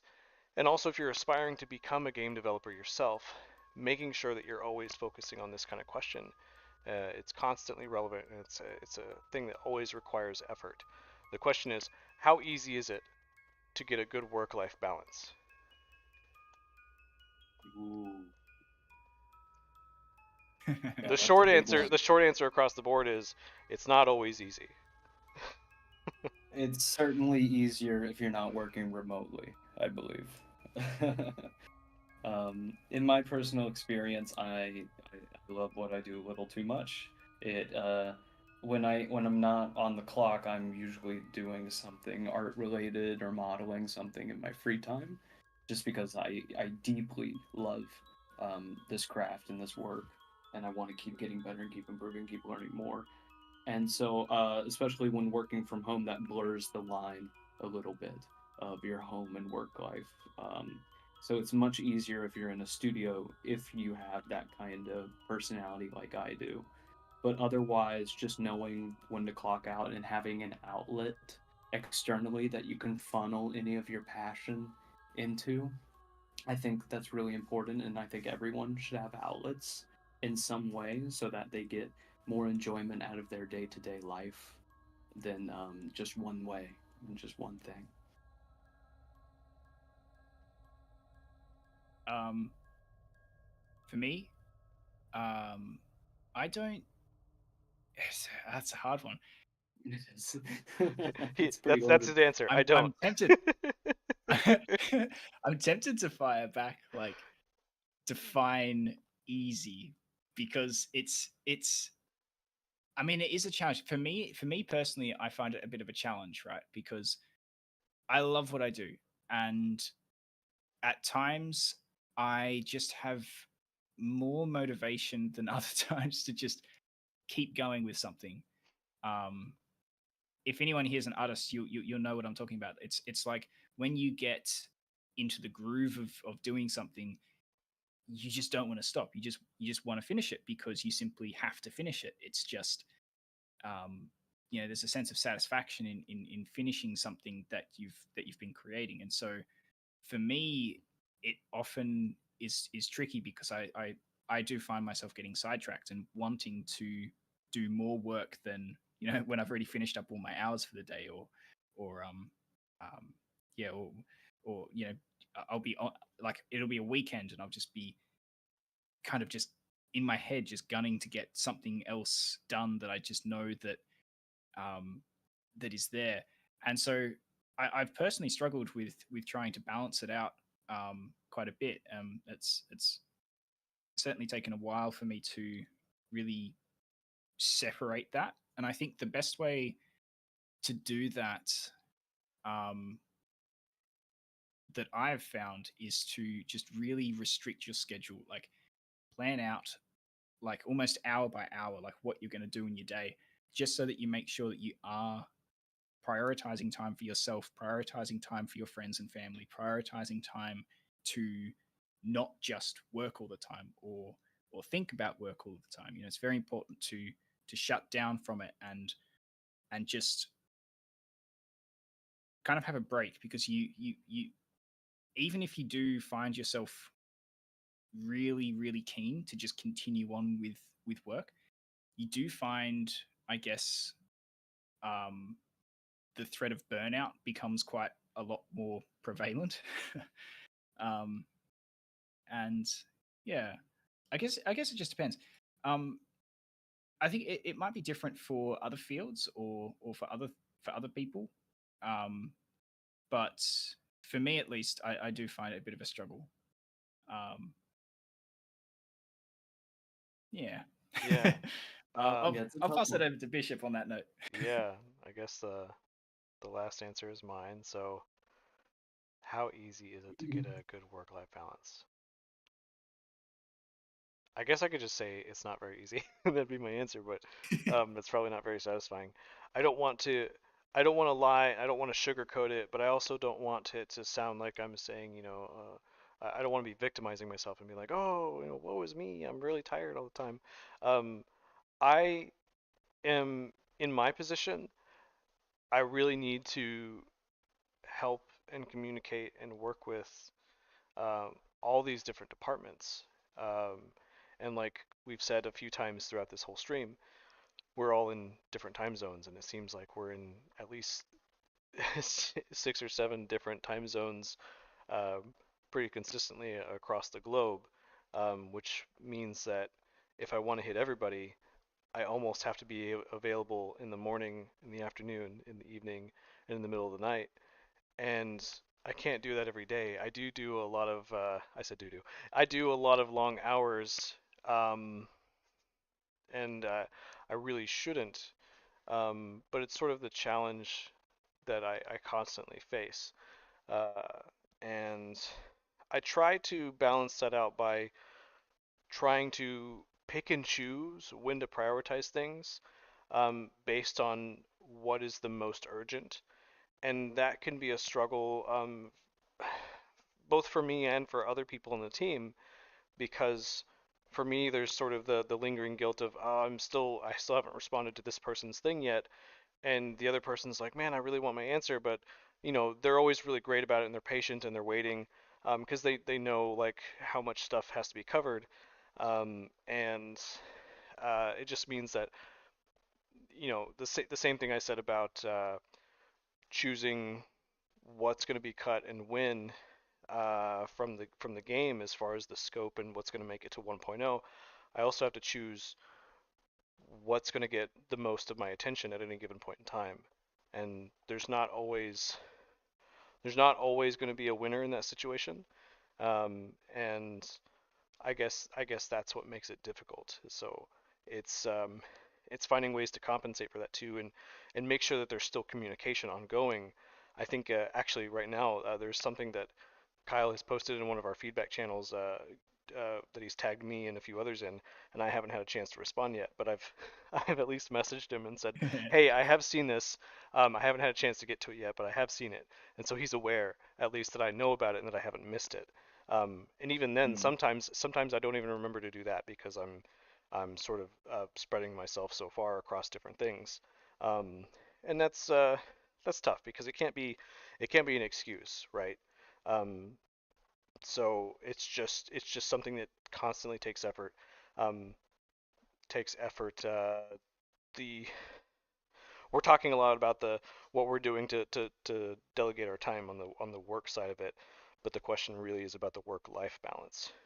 Um, this is also tricky because what I wanted to touch on is a lot of these people really are my friends, um, and so a lot of this is my life. The same way that Kyle said, when you get invested in art, you just want to sit there and see it through, and you get invested, almost possessed by the sort of creative energies that take a hold of you. And um,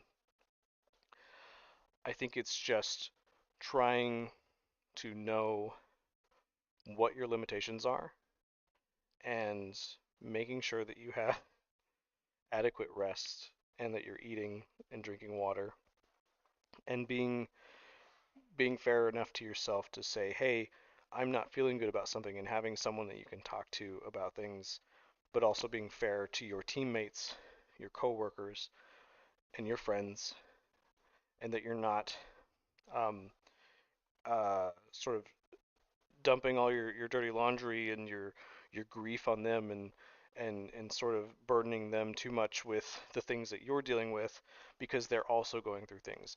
Each of us has our own unique lived experience going through this, and that's why I said I didn't want to make it sound like, oh, poor me, because while someone else obviously may not be the game director, they have their own version of things that make this tough on them, and so we have to just continue to be considerate of each other. And so, in those ways, it is challenging because it's so easy to get wrapped up in how we're feeling when we're tired and exhausted. Um, and so, yeah, in summary, as you've heard from all three, how easy is it? It's not terribly easy, but it is possible. It just takes work. And thankfully, we have a great team who all, in consideration of each other, tries really hard to continue to be considerate and work towards maintaining that balance, because work-life balance isn't just your day ends at 5.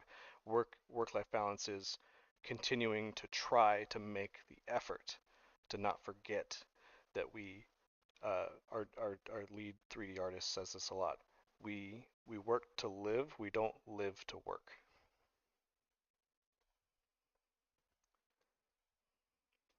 Very well put. Ooh. Yeah. That said, we can take a little spin around our baby boy here, our 3199 fella. Look at him and all his wrinkly goodness. Yeah. Yeah, he's very unfinished still, Ma- but Made he's a some lot good better than where he was. Yeah, made some good progress on the stream. I want to say Yeah. thank you to everybody that's watching on YouTube and on the Discord for attending this community event. And Isaac, I appreciate the opportunity that you gave me to sort of MC for this. This was a lot of fun. Kyle, thank you for showing up for this despite the time and powering through it. Really great of you. Nice to have you here. Um, Thank you. I've enjoyed it a lot. yeah, this was a lot of fun. I'm good. If you guys want to say a last few things before we go, and then I'll close it out. Kyle? Yeah, I just want to thank everyone. I thank you all so much for coming along, for asking questions, engaging with us, and yeah, thank you, Sterling, for sitting there and and detailing this dude out. I think that's been it looks absolutely amazing. I'm very happy with your progress here, man. Looks great. And thank you so much for hosting, Bishop. You've done fantastic. Thank you. Yeah, honestly, this has been absolute pleasure. Yeah. Yeah, this has been a lot of fun, and I want to thank everyone for showing up and sticking around and asking your great questions. It was a joy to answer them. And just want to remind y'all that I'm a dev on SCP-5K. Great. So our most recent little patch to solve a lot of bugs that we had from our 0.15 update, 0.15.1, is out now if you weren't aware yet. If you really want to support our game and help continue to enable us to see this to its completion, to 1.0, and with the quality and enthusiasm that we put into it since 0.15 that you guys have seen, please tell your friends about us. Share our game with everyone on social media. Subscribe to everything we've got. Force them to buy the game. Hold a gun to their heads. Don't do that. But yeah, just tell your friends. And thank you for playing our game. Thank you so much for your support. This is truly a blessing to be able to work on this project, and we couldn't do it without you. So, thanks for coming to the community event, and we'll see you next time. Bye-bye. Bye.